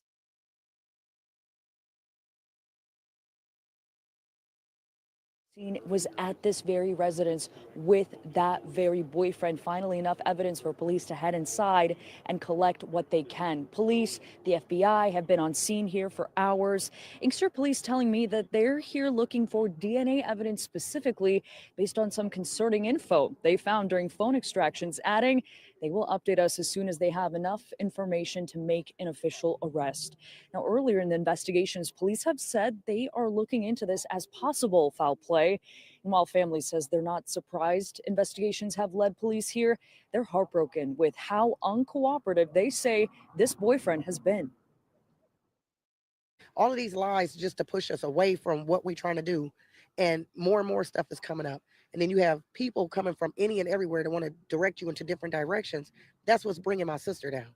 We don't need all of that. We just need to know right here, what did you do with her? You were the last person seen with her. What's going on and where is she at? And just earlier today, London's family organized a search for her at the location where her phone last pinged. That was in Westland near Cooper Elementary School.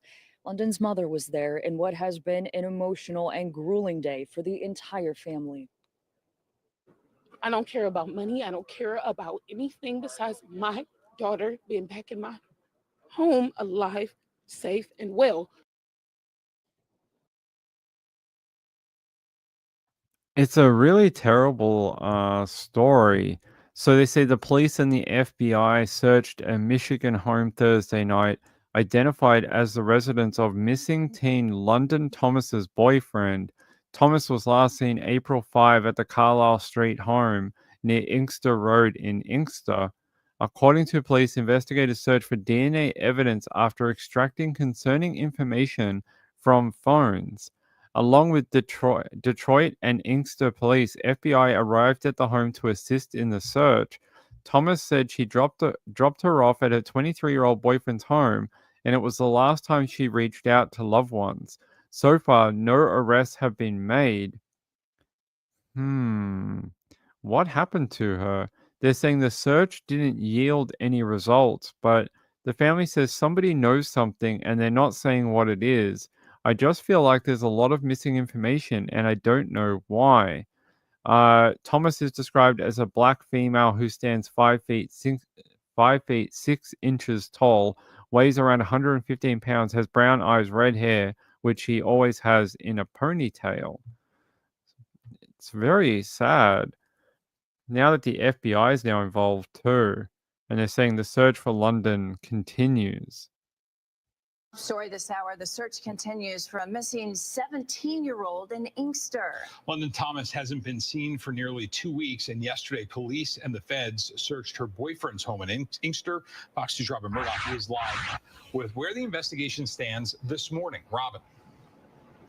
Good morning, Jay and Amy. Well, I can tell you that multiple police agencies are now involved in the search for missing London Thomas. We are talking about Inkster Police, where we are right now. Detroit Police are also involved, as well as the FBI, all of them joining forces in hopes of finding any sign of this 17-year-old. As you can imagine, her family, her friends, they are just worried sick. Now, yesterday, investigators searched the home of London Thomas's 23-year-old boyfriend. They spent several hours going through the home on Carlisle Street here in Inkster. And we're told this is actually the second time that they have been out at that location looking for any trace of the 17-year-old or anything that could shed light on what happened to her. Now, her family tells us that she was actually last seen at that home on April 5th, so roughly 2 weeks ago. And that was when she was dropped off at that location. Since then, her family, friends, police, they have all been looking high and low for her. Sadly, though, they have not been able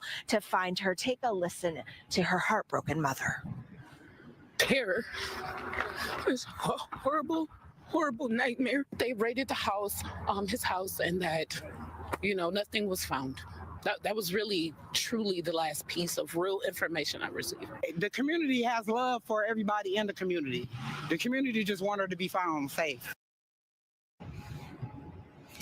Yeah, that's exactly what everybody is hoping for. I can tell you that a number of people actually searched the area near Cooper Upper Elementary in Westland yesterday. That is because that is where her last ping from her cell phone came from. Again, nothing at that location yesterday as well. If you know anything about where London Thomas could be, anything about her whereabouts, you're asked to call police.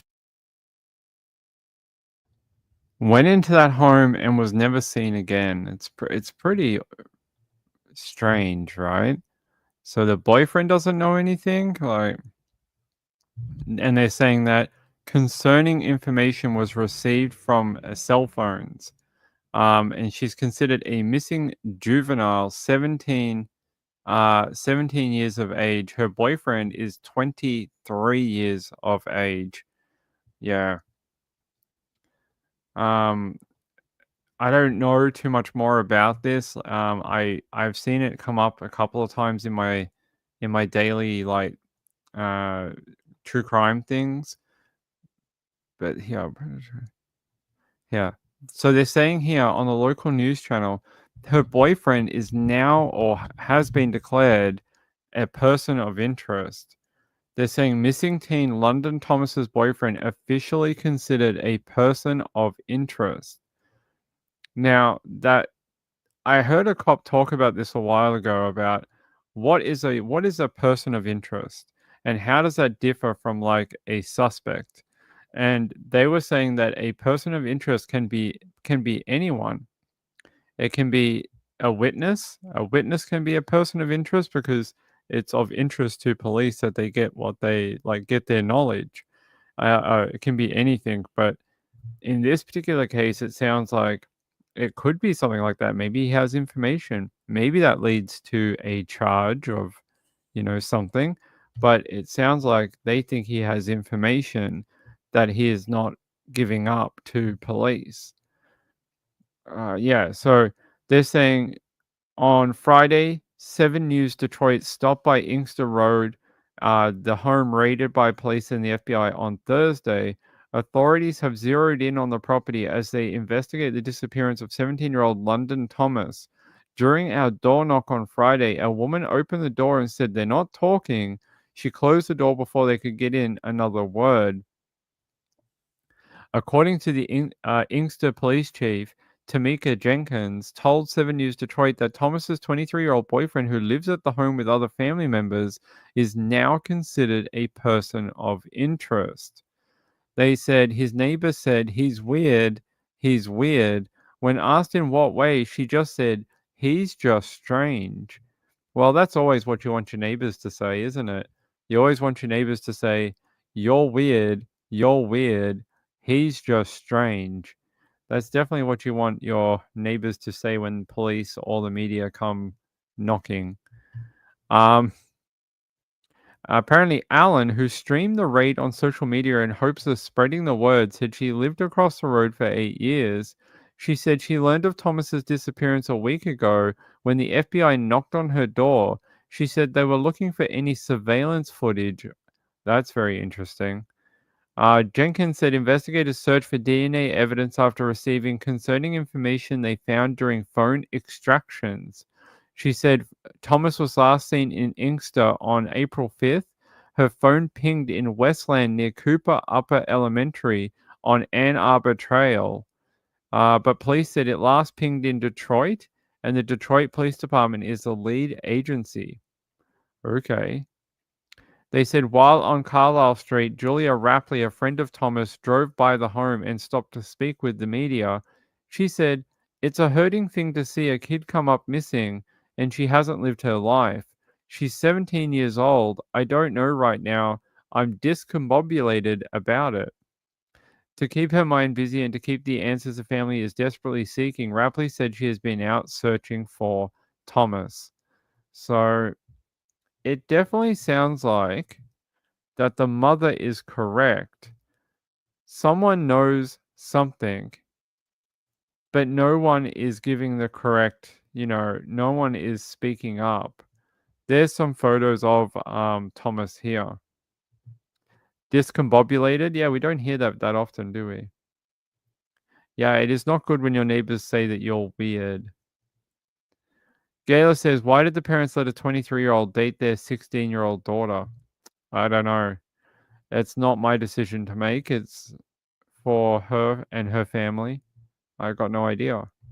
All I know is that she is missing and they would like to find her. Rachel said, yeah, okay.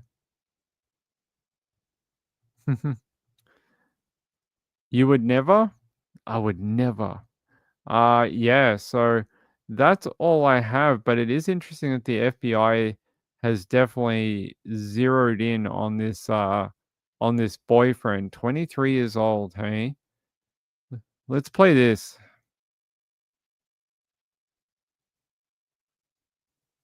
I know you've had to talk a lot, but do you mind starting at the beginning and just letting us know what happened? Absolutely.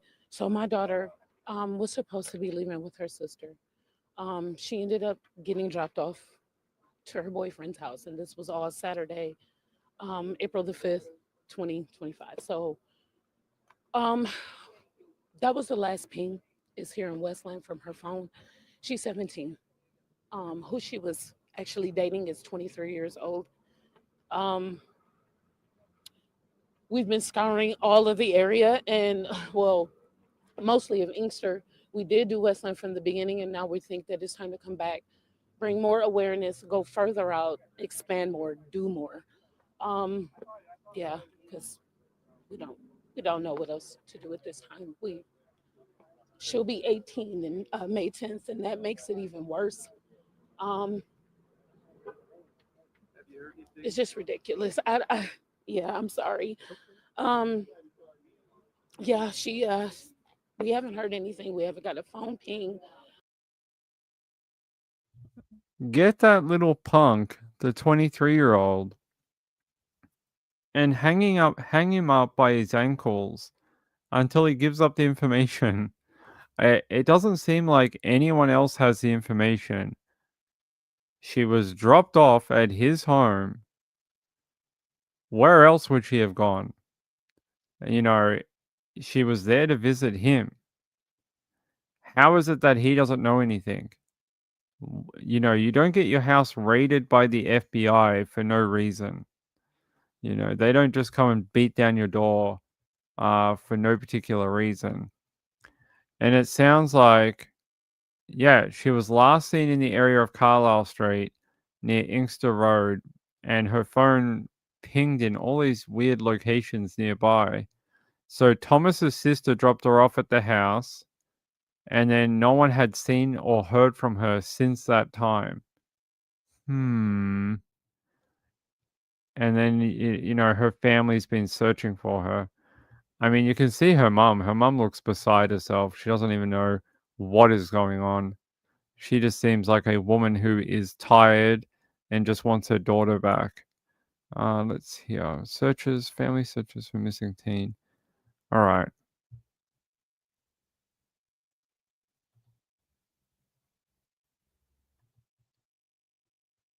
Let me take you to this one. This has more about the cell phone pings.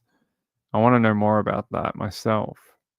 5th after being dropped off at a house in Inkster. The family is growing increasingly anxious as information is scarce. London's cell phone last pinged near Hines Park in Westland. That's the map of where she was last using her cell phone. That's where we find Victor Williams. And Victor, her loved ones are now taking matters into their own hands. Yes, that's right, Ty and Kimberly. You know, loved ones as well as investigators, they want you to get a good hard look at London Thomas. They've been looking for her all day, family and friends all out here searching for her, and they're not going to stop until she's safe and sound. I don't care about money. I don't care about anything besides my daughter being back in my home alive, safe, and well. The search continues for missing 17-year-old London Thomas. The pain of not knowing her daughter's whereabouts gets harder and harder to deal with every single day for London's mother, Jasmine Bennett. All of this.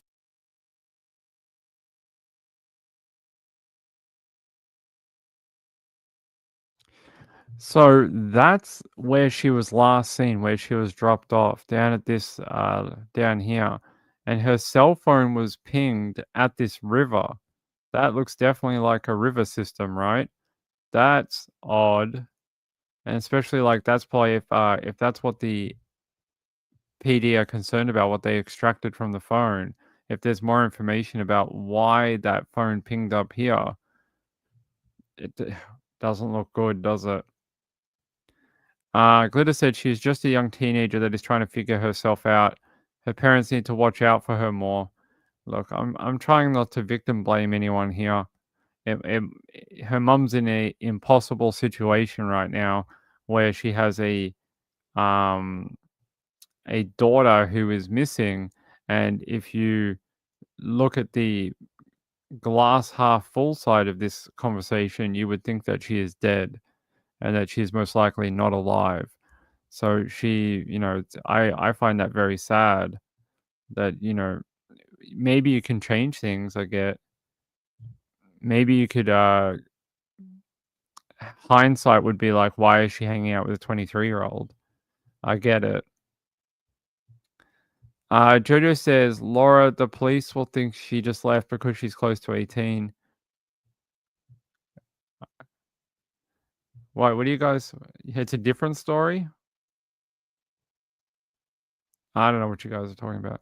This is the issue you run with when you guys talk different stories. I don't know. But either way, I say the same thing. I think people will have hindsight on this, but you can try and stop teenagers, but they'll just do what they want to do.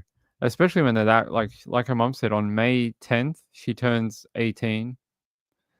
They'll say, she was so close to being an adult, and look, I hope they find her. Her mom just looks drained.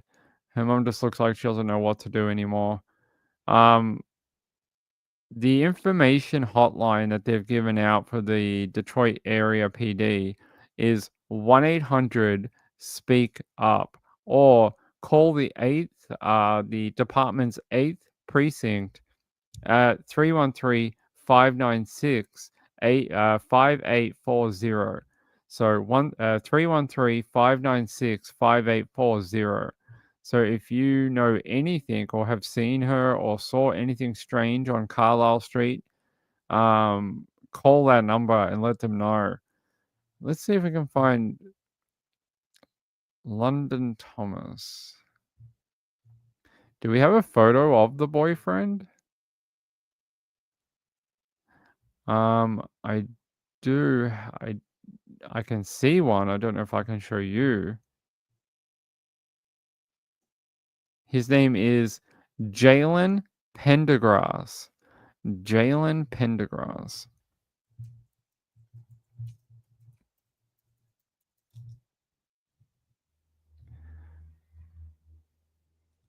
Okay.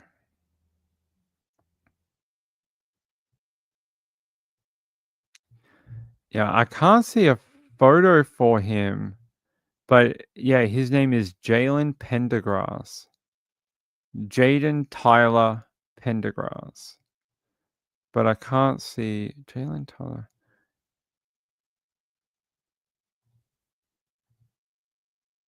Yeah, I don't have a photo for him though.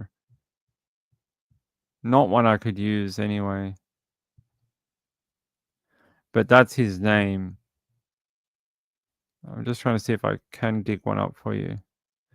No, I can't. Not one that I could use anyway.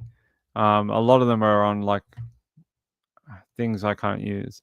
But that's his name. This is the boyfriend's name. The 23-year-old guy, Jalen Tyler Pendergrass. So that's the guy that she was last seen with. Is he involved? I don't know. But they're calling him a person of interest now. A person of interest. Let's see. It's hard true crimes. I'll try.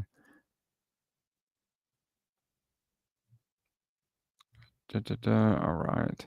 Yeah, I can see a photo. I just can't give it to you guys. If you want to do some Googling, you may be able to find it yourself.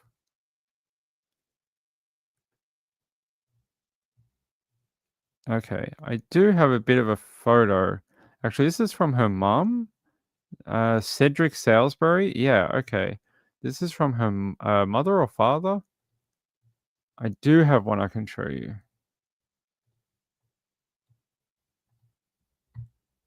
If it'll upload for you guys. Yes. So this is apparently her with him. This is the two of them right here. They say, it must be her father, Cedric. My daughter was last seen in Westland with this person. Please call or inbox or contact police if you see her. Please keep us all in your prayers and bring my baby home. And they were saying something about a location, but this is him here. Mr. Jalen Tyler Pendergrass, who is now apparently a person of interest. So, well, apparently, we saw that one the other day, that one in Florida, the girl who was found in Georgia who ended up being her father killed her, right? They originally labeled her as a runaway, and their early investigation said, "Oh, she's staying with friends. We believe someone is harboring her." The whole time she was dead. Her father had killed her, took her body to Georgia, and buried her. And for about a year, the police said that she was a runaway, and she was not. But they did eventually fix that, take that out of her file, and stop using that like wording on her case. So, hey Leisha, how are you, my friend? Good to see you. Good to see you, my friend. Hope you're having a good day. So there you go. That was from their Facebook. I don't think I can. Can we sort of crop this or something? Yeah, let me see if I can just crop this for you guys, so we can get a better view.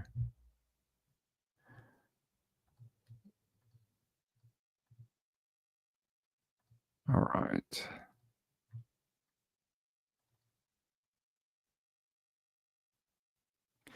There you go. There you go. That's better.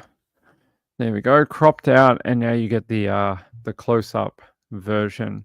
So that's the two of them. That's London with Jalen. So did you see either of these people near Carlisle Avenue, near where this little spot on the map says last seen in Inkster? And then the phone ping was up near this river. So if you've seen either of these two, call that number 1-800-SPEAK UP and report what you have seen, because her mom and her dad seem like they would really like to bring her home. So Kaimani, yeah, that's that story. Phew. The fact he did the fact he did that to her in an abandoned building is, it breaks your belief in humanity. It really does, that a father could do that to their child, really. Hey Laura T, how are you, my friend? Yeah, Kaimani, it's a really bad one. All right, I think we're almost done. I've been trying to give you as many stories as I can because there is not going to be a live show tomorrow. So I've been trying to dig through everything I can. Hold on. Let me check one more thing.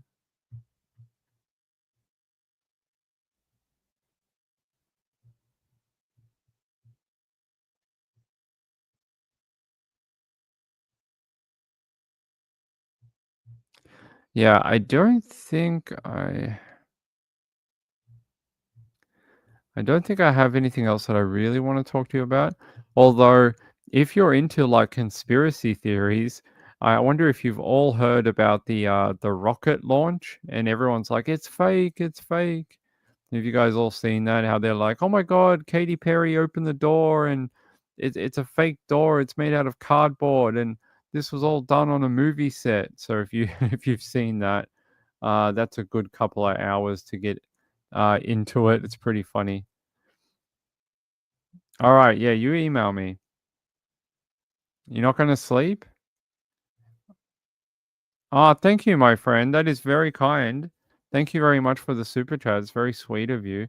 How have you been doing? I hope you've been doing well, my friend. Haven't seen you in a little while. Hope everything's been going good for you. Thank you. I'm going to keep that up there. Give me a second. I just want to see if we got an update. Oh, I want to see if we got an update to the girl in the woman in Sydney. If I can get a open thing. Okay.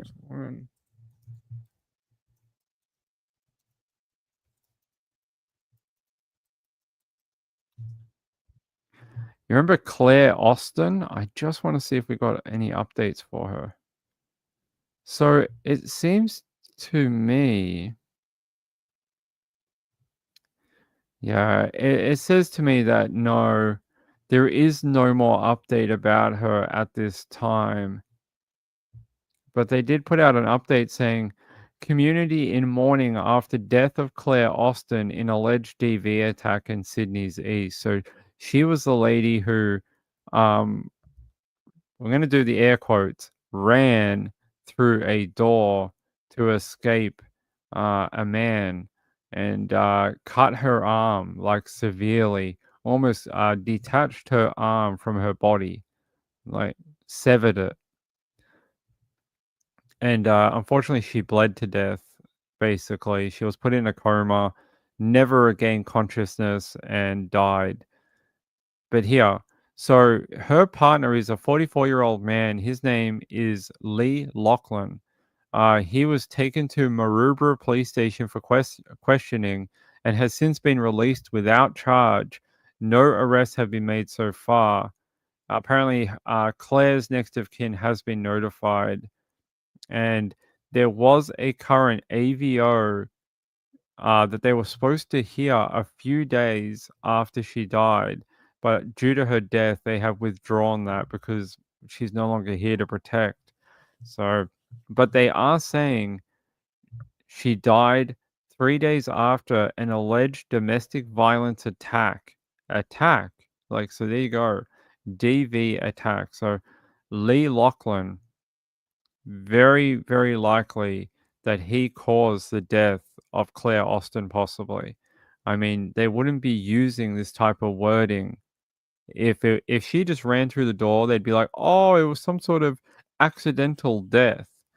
But it's not. The wording around this is that she was in such fear for her life, or, yeah, in fear for her life, that she either ran or was pushed through that glass door and suffered catastrophic injuries to her arm to the point that she died.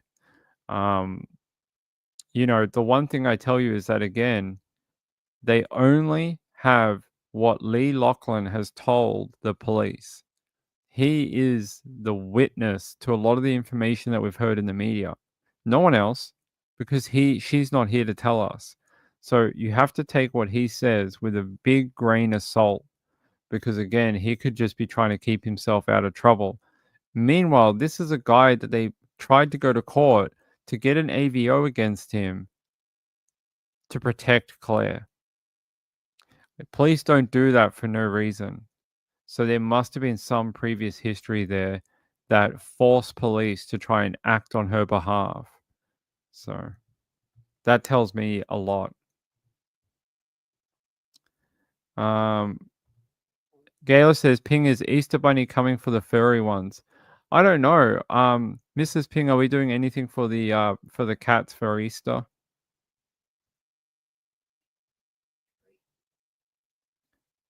What would we get them? A real rabbit? A real bunny? You'll get a real rabbit. You're not allowed to have a rabbit. No rabbits for you. You got enough pets. Too many pets. Woman of Steel said, I bet she's pregnant. Really? You think so? Yeah. She was only up in space for 11 minutes. Yeah. Marlene says, Bezos' face planted running to the door. That was pretty funny too. Yes. Gayla says, no, they can't eat the Easter Bunny. They would. That's why we're not allowed to have it, because Muffin would eat it. He is a hunter. He is the hunter. He hunts everything. Anytime he hears like the tiniest bit of noise that doesn't sound like something that's in his normal atmosphere, he is on it. He will hunt it to extinction. He caught a mouse one time. One time when he was a little baby, I don't know how he got it, but a mouse snuck in our back door. It used to have like a little hole in the back door. A mouse got through the little hole, and Muffin was waiting there for it and went doosh and got it. And he was walking around the house with a mouse in his mouth. The little tail was sticking out of his mouth like that. And he was running around the house with this live mouse in his mouth. He thought it was the greatest thing on earth.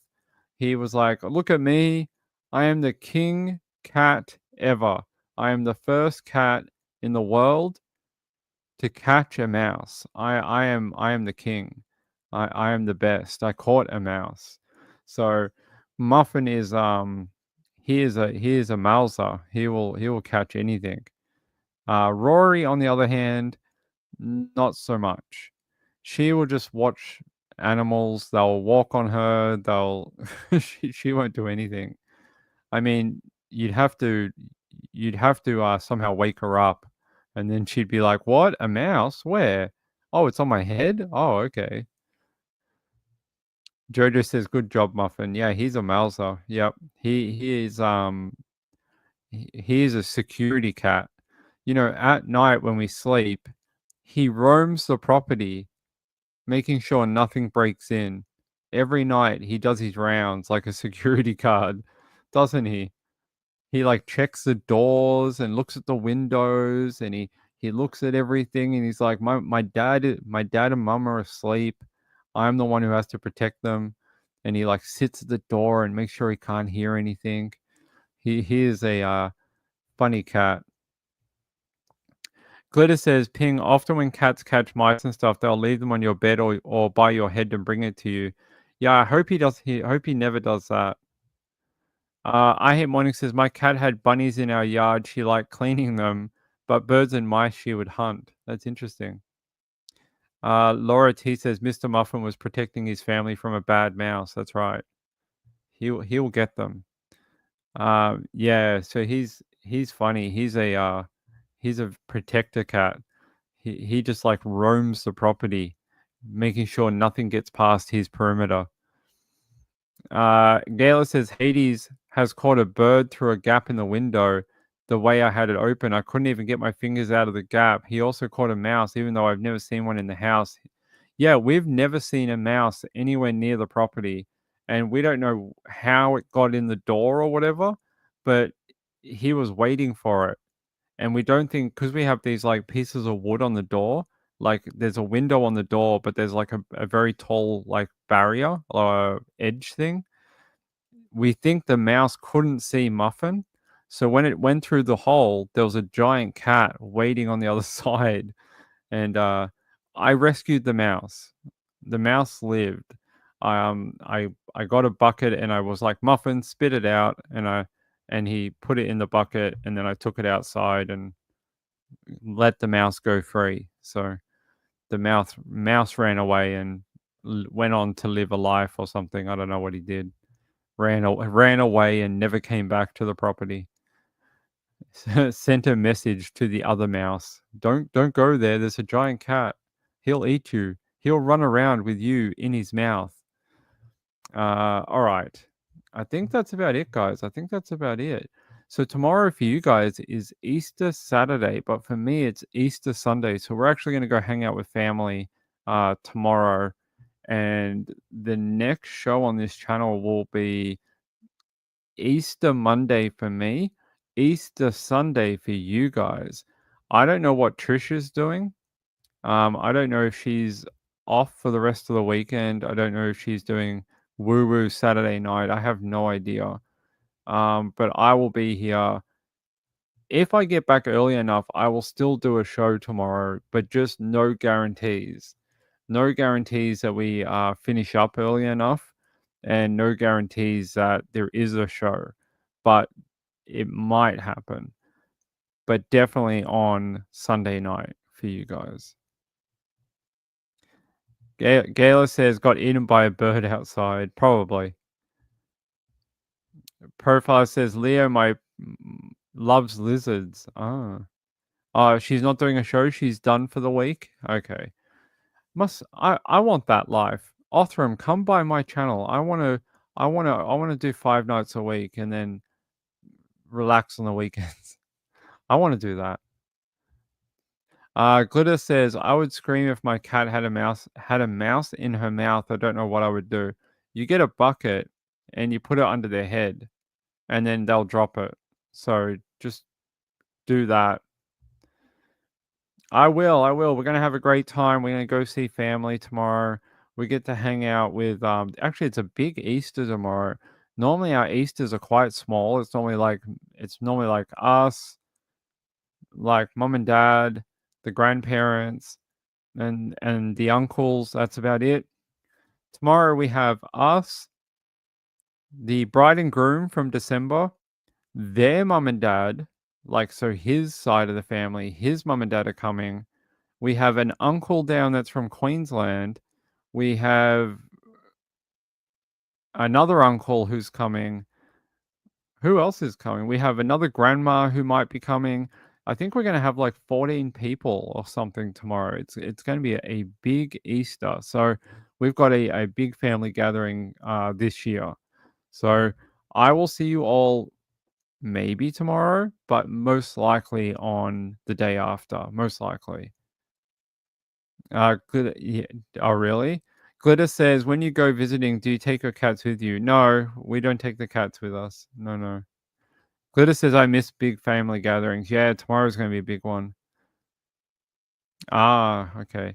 Hey, I love you all very much. I hope you are all getting excited for the countdown to the trial in about a week's time. I hope everyone's getting a bit nervous. I'm a little bit nervous.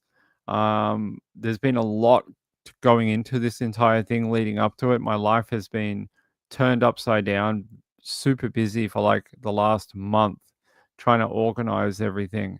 But it's going to be good. I cannot wait to be in trial for day one for Aaron Patterson. I think you guys are really going to enjoy it.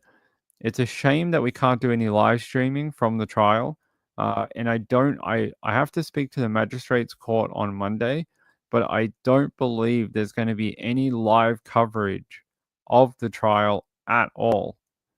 There's going to be no live streaming, no live Twittering or anything like that. But at lunchtime and after the trial, I'll be doing live updates on this channel about what happened in court for Aaron Patterson. So it'll be a very late show. So the time now is about when the live show will start every day of trial, because this is when we get out of court every day, about this time. So just understand it'll be a very late show, but you'll get all the updates from the trial from Aaron Patterson. And Glitter says, when the trial is over, can you get the video from the courthouse? No. No. Nothing like that will happen. Not a chance, not a hope, nothing. So I spoke to some people who are doing some projects to do with this trial, and even they were having trouble getting access to certain things. So I don't believe I don't believe you'll get any live video from inside of the courthouse. What you'll get is those funny sketches that people get. You know those sketches where they're like, "This is what Aaron Patterson looked like." You're going to get those. I don't believe there's any live coverage. I could be wrong, but I've not heard of any live streaming. Actually, I might be wrong. I know the Supreme Court does do live streaming, but I don't know how that works when it's not in Melbourne. Actually, hold on.